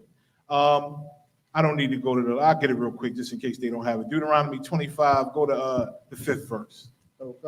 Okay. Just in case you don't got it, this is where the law of the brother is. Go ahead. This is the book of Deuteronomy, chapter 25 and verse 5. If brethren dwell together, and one of them die, and have no child, the wife of the dead shall not marry without unto a stranger. So she can't go unto somebody they don't know. Like she got this. Now the Lord is saying she got to keep it in the family. Go ahead. Her husband's brother shall go in unto her, and take her to him to wife. Go ahead. And perform the duty of an husband's brother unto her. And perform the duty of a husband's brother, which is to get her pregnant. Marry her and get her pregnant. Go ahead. Verse 6. And it shall be that the firstborn which she beareth shall succeed in the name of his brother. That firstborn is to take the name of his brother. Go ahead. Which is dead. Go ahead. That his name be not put out of Israel. So his lineage can continue. So that's a form of surrogacy, man, so that his lineage can continue. So no, there's no law against surrogacy. You understand? Right. Get counsel. Let's work it out. You understand? But don't forget, you understand, the Most High can get you pregnant. Right. Even though you ain't had children all this time. Right. Even though you barren, even though you think you can't have kids, the Most High can do it. You pray to the Lord, and he can be entreated of you and open your womb at a certain point for whatever reason. You understand? So that's that on that. Let's go to number 3. Come. Says, General, did you know that you would be a great leader one day when you came into the truth? I still cannot see myself as a great leader. And this a brother had asked me this, and we had talked about this briefly, you understand? Because, all of us, before we came to the truth, hell no, we didn't think we would be in here standing strong for the Lord. Right. We was garbage. Right. You know what I'm saying? We was waiting for the death. We was waiting, we knew we deserved death, and we was wondering what day was the Lord going to take us the hell out of here. Right. You understand? All the people we didn't hurt and killed some of us, you know what I'm saying, and destroyed. We just waiting for the day we be destroyed. You understand? Always running from something, never knowing what it was. Now understanding it was the Lord we was running from. Right. You understand? So, and when you come into the truth early on, like myself, when I was young in the truth, I think I was damn near officer. And I never saw myself out there teaching and being a leader of any damn thing until one class, the teacher said it. He said, y'all think y'all in here just to sit in this class and learn? No, y'all in here to teach and raise up the nation. That's when it first hit me, and I was afraid a little bit. When I first realized, I said, ooh, I can't do that. I can't do what y'all do, because these men were like gods to me. You understand? On this corner, man, rough as hell. I remember a story, me and my was young, just listening to camps at this time. And we was down in Philadelphia, Broad Knowledge, and the UPK was teaching, man. And this Jake in the world threw a jelly bean at the camp. And I looked over like, oh my God, they gonna kill him. What is he doing? And they did nothing. They kept on teaching. They ignored it. But listen, when the camp was over, the camp leader said, Imagine Shabbat, march! And they marched in a single file line, him first, and all the brothers in the camp, one by one after him, came out of their post and marched with him. And they went up to this guy and circled this fool, right? I said, oh my God, listen, I'm thinking it, but some woman said, oh my God, they're gonna kill him. Some woman in the world knew that. And listen, this brother had something in his hand, I forget. He looked around and dropped whatever he had in his hand and dropped his head. Because listen, he must have known death was right there. And I surely knew. I said, death about to come. God is about to kill this cat. And the brother had the jelly bean that he threw. He went up to his brother's face and said, you see this jelly bean, brother? You better thank the Most High for Christ that I ain't going to cut your head off. Don't you ever throw nothing at the men of God again. You understand me? He said, yes, sir. Yes, sir. And he said, I Imagine Shabbat. And the brothers got in Imagine Shabbat. They did the about face and they marched back to the camp and started breaking down the equipment. That was one of the holiest times, holiest days, and holiest things in my young, trying to be in the truth career. You understand? Right. It was amazing to see the power that the brothers had, man. And I for sure I already wanted to be one of them. But after that, I took my behind the class and I was there. Got me some boots, retired them old pump Reeboks I used to wear, you understand? And got my boots on, man, boots and braids. I wanted to be that, you understand? Like these men could have put this cat to death, man, but they were so down with the Lord and still loved their people and knew that he just ignorant to what he doing, that he should get a warning. He better watch his goddamn self and what he do to the priests and prophets of the Lord, but at the same time, have mercy on him and let him live, man. At the same time. That's the beautiful thing. That's what Commandant General Yohana always taught, who was in charge of the Philly school at that time, just like he is now. So that, that was beautiful to see. So none of us knew the mission we was going to have, you understand? One of these top generals in the ISUPK had a vision one time, you understand, had a vision that, that the leadership of ISUPK, Commandant General Yohana, he saw him in a vision. And he said, Commander General Yohana looked a little, worn, like a little tired in the vision. And he said, somebody told him, help him. And he looked and it was an angel saying, help him. And the brother told the angel, that's Commander General Yohana. I can't help him. That's the general. I'm me. You know what I'm saying? And he said, in the dream, this angel telling him, help him, man. You got to help him. And the brother said that while he denied, he said, all of a sudden, things started to spin. And then when it stopped spinning, he was next to Commander General Yohana, standing strong with General Yohana, and saw his weak ass self on the other side, meaning he had switched places.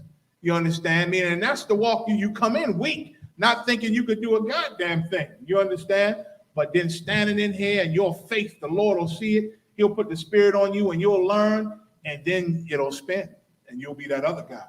You'll be that warrior, that killer for the Lord. You understand? Right. Standing strong, standing stiffly for the Lord in this world. And you'll remember that old weak guy. He'll be dead though. He'll be gone. And you'll never be him again. Give me Jeremiah 1:5 first. The Most High knows better than all of us. You understand? So don't doubt yourself. If you're in this truth, thinking, you can't see yourself as a great prophet and a leader, have faith, man. Have more faith and read these scriptures and see what the Lord said. You ain't in here for no reason. The fact that you're in here, the fact that you understand that you might be a great leader one day, you amongst great leaders, the fact that you know that is the Holy Spirit in itself. That's a miracle. That's a miracle coming out of this world. You understand? Jeremiah 1:5. This is the book of Jeremiah, chapter 1 and verse 5. Before I formed thee in the belly, I knew thee. So when your mama was just a sexy little thing in your daddy's eye, the Most High knew you. The Most High knew you. When he first spit that game, said, excuse me, sis, what's your name? And she looked and said, oh, my name is so-and-so. What's yours? When that was going on, the Lord knew he had a prophet coming, man. The Lord knew you once again when? I knew thee what? Before what? Before I formed thee in the belly, I knew thee. And listen, I know it's your daddy getting with your mama and marrying her, and then you was conceived in that belly, but this is the Most High making you in that belly, man. Right. That's why being barren or not having kids, have faith in the Lord. He can get you pregnant. Right. If he find you worthy, if he want to have mercy. It might be for a reason he don't want you to get pregnant. It may be, he may have a date set later on like he did with Sarah. You understand? Right. Who knows? Everything is in the Lord's power. But if you feel like you want a surrogate, you need a baby to love, ain't nothing wrong with raising Israelite children, man. Come have counsel, man. Sit down and have that counsel, and we'll figure it out with you. You don't have to be alone in your decision making. Not once you're part of our family. Right. When you're part of this family, you ain't got to be alone in nothing, man. You understand? The Lord said, before I formed thee in the belly, I knew thee. Go ahead. And before thou camest forth out of the womb, I sanctified thee. And in them 9-10 months while you being developed, the Lord said, that's one of my prophets, man. That's going to be one of my priests in the future. The Lord sanctified you, meaning chose and made you clean and made you worthy of being one of his priests. While you been being formed in the belly. While your mama's stomach's still growing, the Most High that chose you. Go ahead. And I ordained thee a prophet unto the nations. Before you was born, the Most High said, that's one of my priests, man. I've ordained him to be a prophet, man, unto the nations. Why does it say unto the nations? Because we in all nations. Right. We going by the names of all nations. Israelites. Right. We everywhere. So the Lord got to make you a prophet to everywhere. Right. You understand? Isaiah 49:5, real quick. So all this is the Most High's plan, man. You think I chose to be General Mayak? Hell no. You think I ever thought I'd be the third in charge in the nation? You think General Muhammad thought he'd be the second in charge? You think we'd be rolling with Commander General? Listen, when I first started rolling with Commander General, I was afraid. I asked behind me, I said, well, what is he like? I said, you sat in the room with him just by yourself, huh? Well, what is he like then? I don't understand. You understand? And when I started sitting in the room with him, listen, he was more of a brother than any brother I had ever met. Right. You know what I'm saying? I'm thinking I'm going to be sitting next to a God balled up and light shining out of him, and I'm always in the corner balled up. I sat next to him. He was so goddamn brotherly to me, asking me, do I want a drink? Asking me, do I want that? Asking me, can he get something for me? Driving us to camp. We was driving in General Yohana's car when them niggas tried to destroy the school, and we had to build it back up. That was his truck, driving to D.C. and Baltimore and Carolina, and he would do all the driving. Before me and Muhammad started taking over the driving, he was doing all the driving. You understand? I never even saw myself driving, let alone teaching and leading the nation. You understand? And then one day, Lord had to show us, we got to share some of this burden. Sir, I'll drive this time, sir. Let us drive. And then we were switching it up, man. But he was doing all the driving at first. And he's the leader, the number one under Yahushua, man. You understand? That's what I went through. You understand? So none of us really know the position the Lord going to put us in, but let's fight to just make it. Hell, right. Let's fight to just get one of the thrones, and we'll see. Your diligence and your loyalty, the Lord will put you in whatever position, man. Listen, I used to say, I told the Ephraimite, this before they fell off. I told the Ephraimite, I said, man, I can't wait for this to be over. I said, yeah, I told him, if I'm last, you know what I'm saying, I'll take that. Listen, I think I told the Ephraimite, because he said, oh, that's something heavy to say. I said, man, even if I don't make it, I hope my brothers get out of here. Just let my brothers get out of here if I don't make it. You know what I'm saying? He was like, whoa, that's something heavy to say. Because I didn't know I was saying nothing heavy, but I just wanted us to be out of America. This is, our young days, Hebrew Academy days. You know what I'm saying? And so here we go. You got Isaiah yet? 49:5. This is the book of Isaiah, chapter 49 and verse 5. And now saith the Lord that formed me from the womb to be his servant. So we just read Jeremiah. That's what he did. He chose you in the stomach. Chose you before you was conceived. Before the seed found that egg, he knew you was going to be, and knew he was going to form you, and knew he was going to ordain you. Read. To bring Jacob again to him. And chose you to do what? To be a prophet. What's a prophet's job? To bring Jacob again to the Most High. That's what ISUPK does, man. Right. We try to bring Jacob again to the Most High, man. In this brotherhood, in this sisterhood, in this family that we done built and fought hard to build, and we fight even harder to protect this family and this brotherhood and sisterhood that we have, man. And we try to get every brother and sister out of this world, man, out of the clutches of this beast and out of them cages to bring them into this family, because this is where they belong. Read. Though Israel be not gathered, So we scattered around and punished and all throughout the earth. Go ahead. yet shall I be glorious in the eyes of the Lord. Yet we still going to go out here and teach and do our work so that the Lord can look at us, man, so we can be glorious in His eyes. Read. And my God shall be my strength. And there's some work out here, man, because we are asleep. Israel is Right. asleep. But guess what? Our God going to be our strength. We're going to fear no man, no police, no nothing. We're not going to fear anything. The Most High is our strength. Once again, I like saying this. Y'all hear me say this all the time, but I love to say it. You understand? We work for the man that control life and death. Right. So what in the hell we got to fear death for? Right. We work for the man who controls violence and blessings. Right. You understand? We work for the man who say he can bring you down to the grave and he can make you alive again. He can heal you. He can make you sick. We work for him. Right. So what do we got to be afraid of anything for? Anything you've gone through, know that you can handle it. Why? Because the God of Israel gave it to you. He gave you He gave you them problems. That means you can beat it. Right. Stand strong at all costs, man. It said, though Israel be not gathered, we're going to be glorious, and the Most High going to be our strength. Read. Verse 6. And he said, it is a light thing that thou shouldest be my servant. It's a light thing, man. Read. To raise up the tribes of Jacob. It's not hard to be a leader. Not when you're in the UPK. Right. Not when you learning these scriptures and learning how to roll and you following them, man. Right. And you doing all the protocols, man, and you seeing this brotherhood. You learn how to be a brother. You learn how to be a sister. Then you learn how to protect it.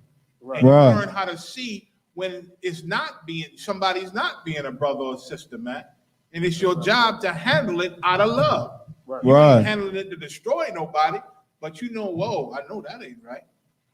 Now I got to report this and we got to deal with this because I just out of love, just to maintain this brotherhood. Not that I hate this brother, not that I hate this sister, but I want them to be fixed. I want them to be fixed. And hell, maybe I'm wrong. Maybe the thing is in me is wrong. Let's figure that out. Let the generals, let the council tell me that so I can fix that. Either way, council is to fix this brotherhood and sisterhood, man. It's to fix this nation. That's what it's about. Right. You understand? And it's a light thing. What do they say? It's a light thing that thou shouldest be my servant and raise up the tribes of Jacob. You understand? As I seen this nation grow again, and I knew it would, because Commander Muhammad told me it was. He told me in Muhammad, he said, y'all remember how this used to be, right? Don't worry about that. It's going to be greater. It's going to be bigger and greater. And already, right now, this nation is bigger and greater than it was before. And I done seen some big Passovers with, we used to go to New York. It was humongous, man. Humongous. But it's nothing like this brotherhood now. Right. Nothing like how Commander General Yohana has put the spirit of Christ in all of us now. You understand? Right. It is more glorious than before. And listen, it's an easy thing to be a leader in this nation when you're trying to be right. Right. You know when it's hard being a leader? When you're selfish. Right. When you all about you. Right. When you trying to do things so you can get every goddamn thing. Right. And don't care about nobody else. That's when it's hard because now you're going to have conflicts. Men under you going to see that in you. They're going to see that in you. And they're not going to want to follow you 100%. Right. And they're going to backbite you, man. And you're going to cause Satan to go into them. And then we're going to have a big ass council and found out you've been leading these men wrong and what you've been doing wrong. And we're going to check you. But we're going to fix you if you want to be fixed. Or you can get the hell out of here. One or the other. But we will fix you if you want to be fixed. And then we're going to fix the men under you. Then we're going to put somebody in charge that's going to keep the fixing going. You understand? That's just how it works. But it's not a hard thing being a leader and lead them in the right way when you're trying to be right. Go ahead. And to restore the preserved of Israel. And to restore Israel, man. The preserved, the ones that do not submit themselves to Satan. The ones that have not bowed the knee to Baal. The ones that have not taken on the mark of the beast. Go ahead. I will also give Oh, thee. Saki, and by the way, those are the Israelites in the ISUPK. They're the only ones who haven't bowed their knee to Baal and haven't taken on the mark of the beast, which is your Christianity and all the customs of this world. Go ahead. I will also give thee for a light to the Gentiles. Khan, go ahead. And then once again, the Gentiles, meaning Israelites, just living amongst the Gentiles. Y'all don't know. If you don't know, we were Gentiles in America. We call ourselves Americans or African American. Those are two Gentile names to call yourself African American, but that's what we labeled as. And the Lord sent prophets to be a light to us, and now we in the truth. And now we go out on the streets to be a light to our other brothers and sisters who call themselves African or American or Nubian or Asiatic or whatever those conscious community call themselves. You know what I'm saying? Right. And all the things we label ourselves as. Those are Gentile names. Go ahead. That thou mayest be my salvation unto the end of the earth. Most High in Christ. God. And listen, all this, the fact that we in the UPK, once again, we always say, and you getting rank and becoming leaders, this is a whole miracle, man. And this is the power of the Most High that we even here doing this. Right. It's only the Most High. Isaiah 64:6. I mean, Yediah said one day, Yediah said, when I came in, I never thought I'd be sitting with the generals. You understand? But the Lord took Officer Yediah, man, put a spirit in him and raised him up quick, man. Your brother, he gets subjects, he helped with everything. He always here. You understand? And he always helping all the generals with all the classes, man. You know what I'm saying? So is Officer Ibai sitting in the class, man. These brothers are extraordinary brothers, like men, like all of the brothers in the ISUPK. They didn't see themselves doing these things probably a year or two ago. You understand? But the Lord saw it, and the Lord knew it, because the Lord had them prepared a long time ago. When they came out and that doctor smacked them on that little hiney, right? The Lord said, oh, look at my prophet. You know what I'm saying? Screaming and crying for the first time. You understand? The Most High had these things handled. Isaiah, what I call 64:6. Go ahead. This is the book of Isaiah, chapter 64 and verse 6. But we are all as an unclean thing. Remember that. Remember that we here because of mercy, because we were all filthy and unclean in the world. Go ahead.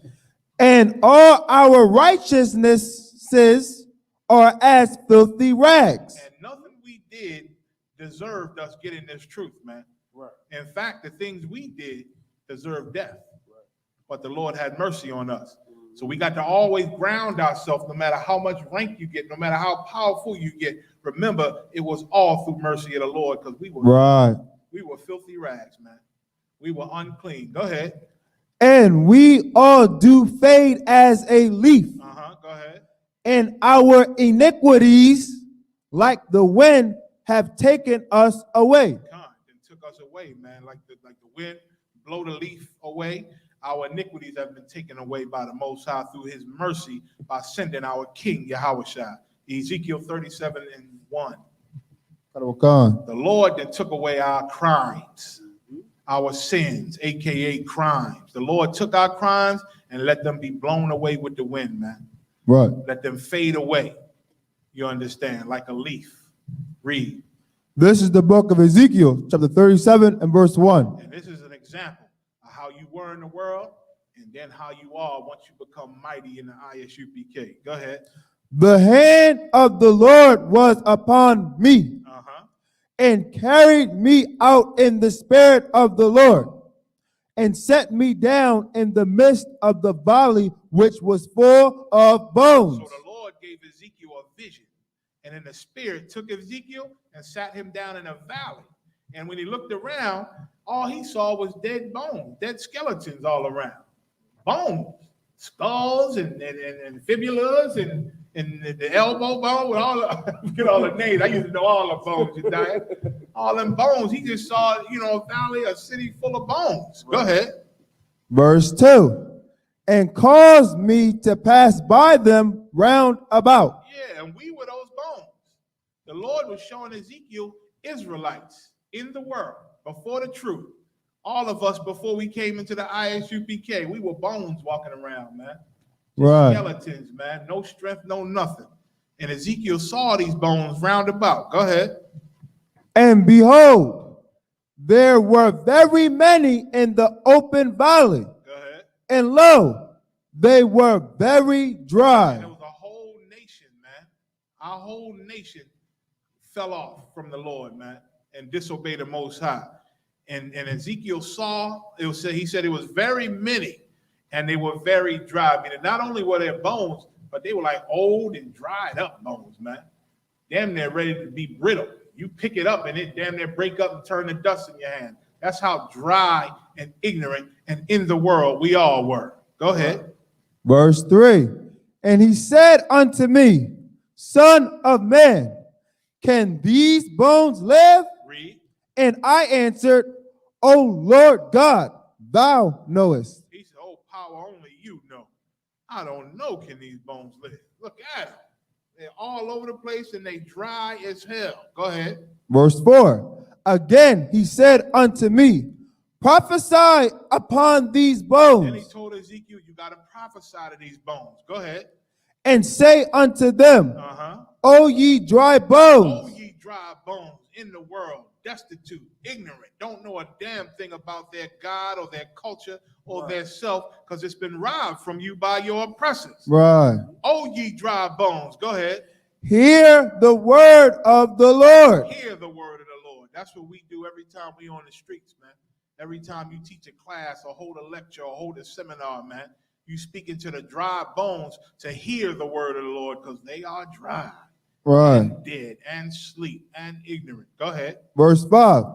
Thus saith the Lord God unto these bones, behold, I will cause breath to enter into you. The Lord told Ezekiel, I'm going to cause breath to enter into you bones, man. Go ahead. And ye shall live. And they going to live. Go ahead. Verse 6. And I will lay sinews upon you. And I will lay sinews. So Ezekiel prophesying, thus saith the Lord, power unto these bones. I will cause breath to enter into you, and you're going to live. And then I will lay sinews upon you. Go ahead. And will bring up flesh upon you. Sinews is like the ligaments that hold the bones together. Right. Remember, these are dry bones. Dry and brittle. Now life come into them, meaning they ain't dry no more. They look solid now. They're getting strong. Right. Sinews start forming to hold them together and make them even stronger. And then he said, I will what? And cover you. Bring. And I will bring. And will bring up flesh upon you. So now the sinews is holding the bone strong. Now the flesh coming on you. The muscle, the skin. He going to bring flesh upon you. And what? And cover you with skin. And then the skin going to cover the muscles, man, and all the flesh that's on you. Read. And put breath in you. And going to put breath into you, man. Read. And ye shall live. Now, what's the breath? The knowledge of the Most High. The knowledge and understanding of the Most High, man. That's the breath that the Lord put in us. All of us were dry bones. Right. Didn't know a damn thing in the world, thinking we were smart. I walked around with a goddamn ankh on, man. Thought I was smarter than other black people. Talking about the ankh is the head, the head on. I think it was that Allah thing. Allah, the ankh represent the family. Allah, arm, leg, arm, head. I think that's what they said. That's what Allah meant. Arm, leg, arm, head spells out Allah. I was walking around with that ignorance. Never prayed to Allah though. Never really became Muslim. But thought that was some old fly black shit to do. You know what I'm saying? Had the red, black, and green beads on. Although I saw Africans and they surely, I didn't want to be them. You understand? But I thought it was our roots, you know what I'm saying? And it was strong to be represent the red, black, and green, which is got nothing to do with our people, man. It ain't even African. It comes from the Middle East. You understand? There's a whole history behind those colors. You understand? But once again, that's what they feed us in America. And because we dry bones, we accept it, man. Right. But the Lord had the prophets prophesy unto us, man. And we became alive, man. Then the sinews came on us. Then the flesh came on us. Then the skin. Then he breathed life into us. Go ahead, after life. Karawakan. And ye shall know that I am the Lord. So he put breath in us, man. And then we really lived. Then we had the truth. Now we servants of the Lord. And ye shall know that I am the Lord. And that's what we know, man. In the ISUPK, we know our roots, we know our God, we know our customs, and we fighting to get back to it, man. Right. And we just hope the Lord come destroy our enemies, destroy our oppressors, so we can enforce our customs on the world. Right. On the world. Read on. Verse 7. So I prophesied as I was commanded. Ezekiel got his orders and he followed them. He started prophesying. The Lord said this was going to happen when you prophesied. And Ezekiel started to prophesy. Go ahead. And as I prophesied, go ahead. There was a noise. Read. And behold, a shaking. Go ahead. And the bones came together. Bones came together, man. Read. Bone to his bone. Bone to, listen, that means that the bones wasn't even put together. That means that they were just laying around separate. You know what I'm saying? Skull detached from the damn spinal cord, arms detached, everything detached. But when Ezekiel started to prophesy the word of the Most High, them bones started to come together, man. That was a shaking and an earthquake. And in this vision, he saw them bones come together. Go ahead. Verse 8. And when I beheld, lo, the sinews and the flesh came up upon them. And them sinews and flesh came upon those bones that just came together. Go ahead. And the skin covered them above. Then the skin covered them. Read. But there was no breath in them. But there was still no breath in them. Go ahead. They still was not alive. Read. Verse 9.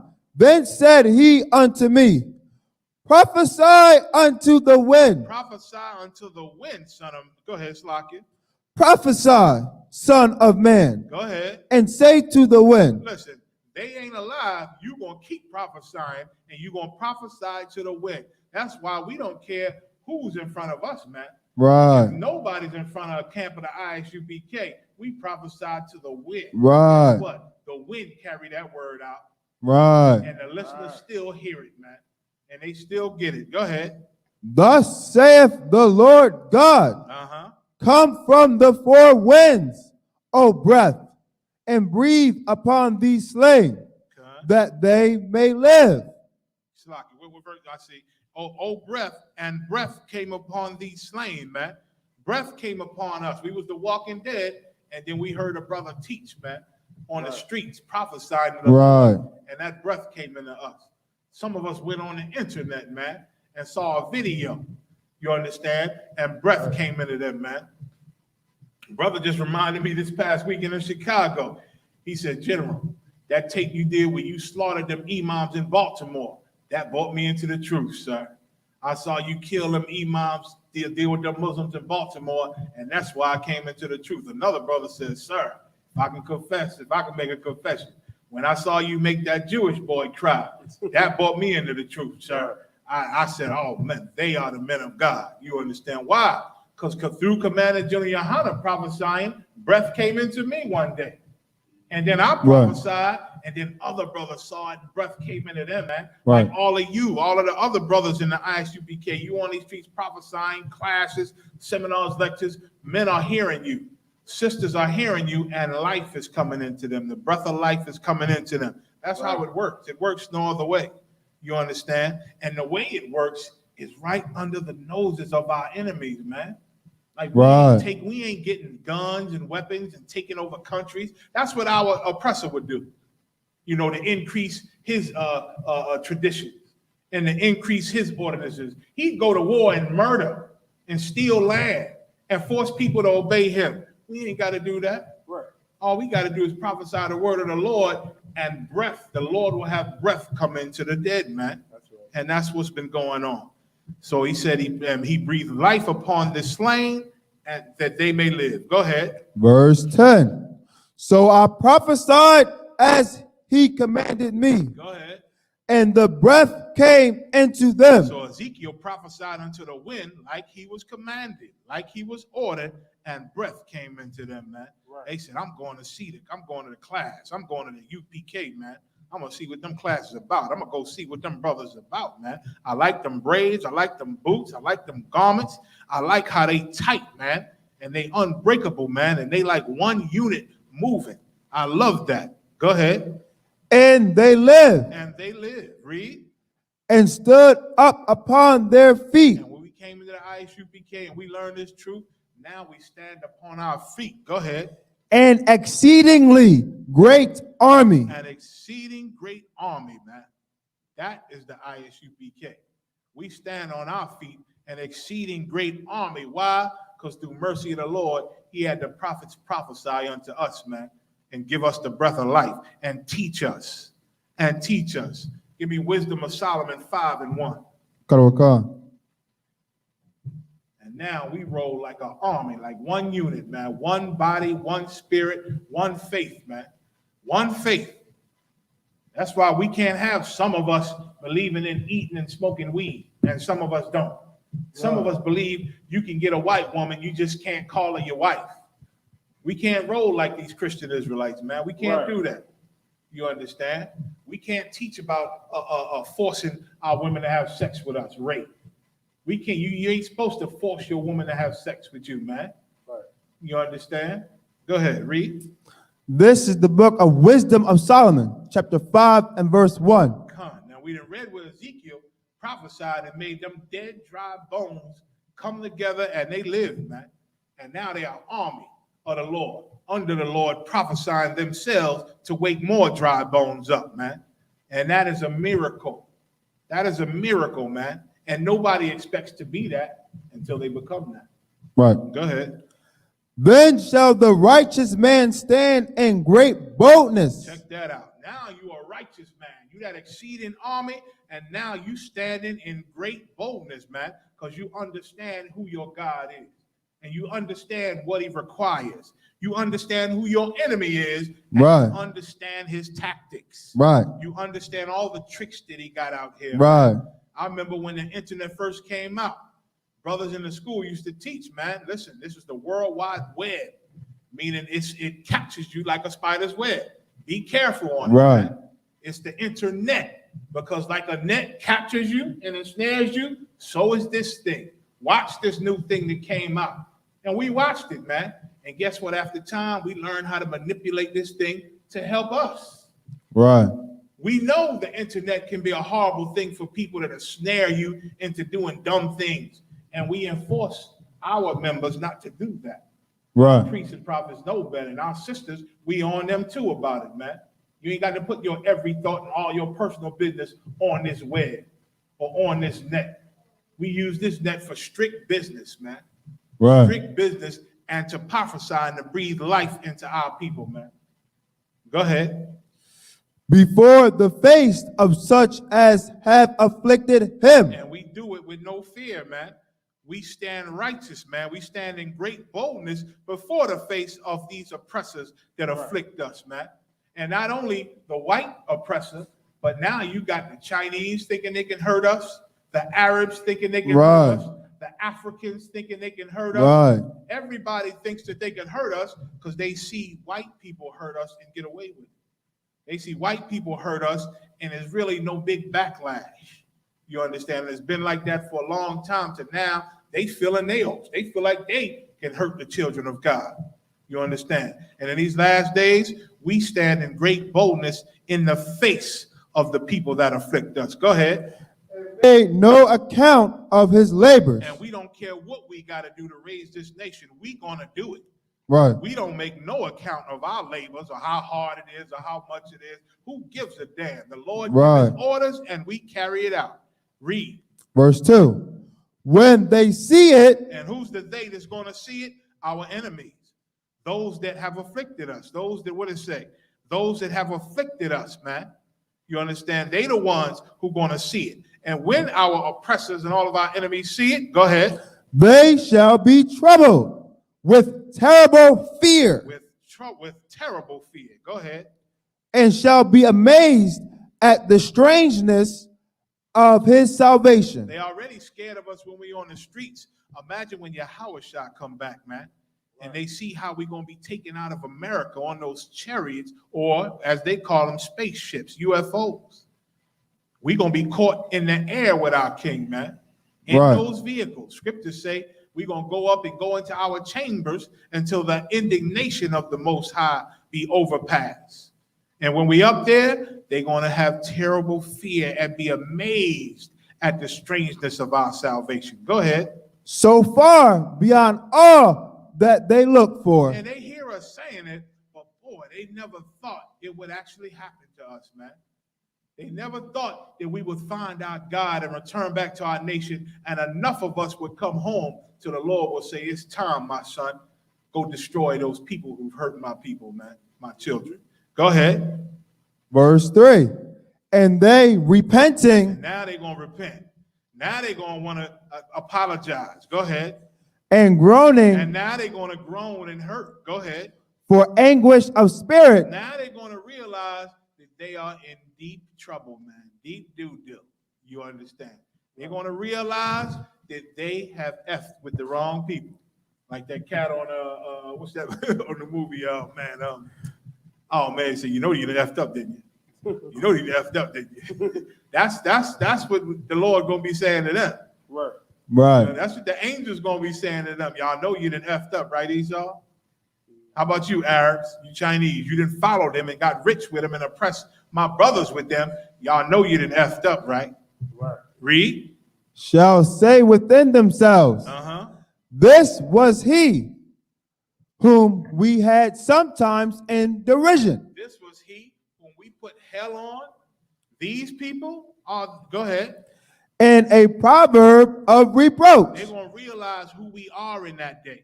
They're going to realize just who God coming for and who God always loved in that day. And they're going to say, these were the people of God all the time. These were the people that God really loved. Because I'm going to tell you, most of our oppressors are dumb as hell.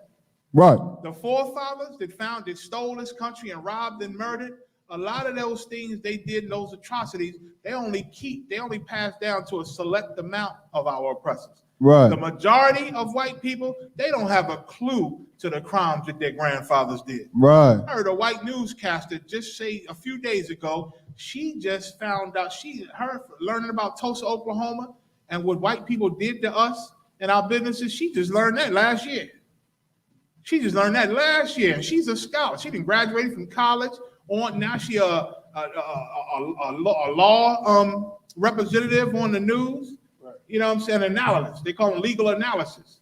You understand? Did all that schooling and now got a career in America and don't know all the dirt that her great grandfathers did, man.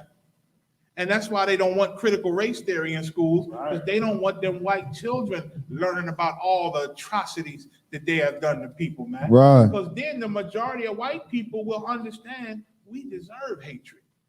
We deserve the hatred that these people give us. We deserve the violence that the Arabs give us. Because they push that the Arabs are so bad at terrorists and they always trying to kill and cut heads off. Y'all know the Christian Crusaders used to do that way before the Arabs. Right. Christian Crusaders did all that way before the Arabs did it. The Arabs are just doing it to get revenge on them Christian Crusaders. Right. You understand? White people got a lot of dirt to pay for, and they got it covered up to even their people don't know. I think it's a scripture to say, our fathers have inherited lies. They've inherited lies because their great-great-grandfathers never taught them the truth about what happened. Right. And so they're going to stand and see us, and say, we did these people like this? Is this what's going on? I done learned about critical race theory. We done held these people as a proverb and a reproach. 4th verse. Verse 4. We fools. We are fools, man. Go ahead. Accounted his life madness. I always thought that they were poor and lived the life they lived because that's what they chose. Because that's what they choose to do. I thought everybody else picked themselves up and worked hard. But I see that we are behind their poverty. We were always behind their poverty. We were always behind their destruction. We the ones pushed them into projects and in the ghettos. We the one cut them off from picking themselves up by their bootstraps. It's our fault. They're going to realize that. Go ahead. What you got, you die? In the book of Jeremiah, chapter 16, verse 19. O Lord, my strength and my fortress and my refuge in the day of affliction. The Gentiles shall come unto thee from the ends of the earth and shall say, surely our fathers have inherited lies. Look at that. The Lord is our strength, man, our fortress, And it's going to come a day where our enemies and our oppressors, they're going to come and say, surely our fathers have inherited lies. Is it more? A little bit more. Go ahead. Vanity and things wherein there is no profit. You see that? Lies, vanity, and things wherein no profit. Because they don't know that the crimes of their forefathers and the things and the laws and the ordinances that they put in place to keep us down and to keep us poor and to keep us dying, they don't know. They're going to find out one day that they have to pay for all that. Right. That's why when we at camp and we say, your fathers did this to us, it's your fault. And they say, I never had a slave. I never had a slave. It's not me. They always use that defense. But they're going to find out one day, and their fathers knew that their children would have to pay for this. They're going to find out all the horror that their fathers did deserves for their children to pay for. Because their children still have everything that was stolen and murdered for. Right. And when they find out what it took, all the horrors it took for them to live their good lives and get their careers, they're going to say, damn, man, our fathers never taught us the truth about how we got this place. I didn't know that. I didn't know we did that. I didn't know we treated the Indians like this. When all the details of their atrocities come out, they will come out. They will come out. Our oppressors' children are going to realize that their forefathers doomed them. Right. Their forefathers set them on a path to destruction that they can't stop now. It's too late to stop it now. You understand? They're going to realize that they are fools. Read, accounted what? We fools accounted his life madness. They thought we was just insane for living how we live. But they're going to find out that their daddies make us live the way we live. Right. Go ahead. And his end to be without honor. They always thought, and they still think, that we just are people that don't want no honor. We don't want to live dignified. They're going to find out that their forefathers put laws and actions in place that exist till this day that keep us and give the appearance that we don't want no honor or dignity. Right. They lie about us, man, and paint a picture about us that's false. And their children believed all that. But one day they're going to find out the truth. They finding it out now. Read. Verse 5. How is he numbered among the children of God? And they're going to realize in that day, these were always the children of God. Why the F did George Washington do this to us? Why did our great forefathers do this to us? Why did they commit these crimes against the children of God that we got to pay for? Right. That's what they're going to say, man, in that day. Because these blacks and Hispanics and Native Indians, they're numbered amongst the children of God. Go ahead. And his lot is among the saints. And his lot, meaning his portion, his inheritance, is among the saints, when I always thought we could be saints. The Catholic Church taught us that we were the saints. In the picture of Jesus and all his beautiful blonde hair and his blue eyes, we thought that was God. And we'd been lied to all this time. Because now I see the real children of God. We've been fools, man. Our oppressor, he got a rude awakening coming, man. And let's pray for it, brothers and sisters. Let's pray that it comes sooner than the Lord allotted already in the scripture, man. I'll save the next question for next week, Yedai. We passed the time. But that's my time. I'm General Micah Allah, rolling with my man, Officer Yedaya and Officer Ibad in the house. We got the young man, Taza Piaf, in the house, viewing the class. I want to say shalom, Thawada, for tuning in, everybody. Once again, we got the New York barbecue coming up August 21st. Keep looking at the website and checking for the day-to-day itinerary. Anything else on the table? No sweat. Again, send your questions, man. AskYeTheProphets@gmail.com or DM AskYeTheProphets on Facebook. We here, man. Or send your questions in to the post, man. During the show, you can send your questions in. Officer Yedaya, pull them joints up and get them to me. You understand? So let's do it, Israel. I'll see y'all next week. Lord will. Shalom.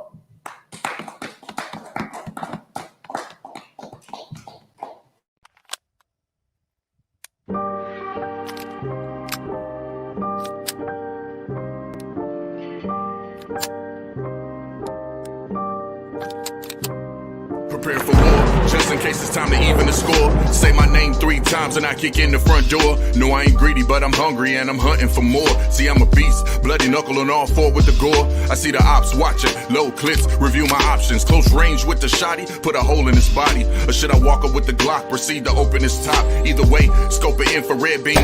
It's a dead shot, pressure is really nothing. I come equipped with the drama. Disrespect, I send my niggas on the flight like Osama.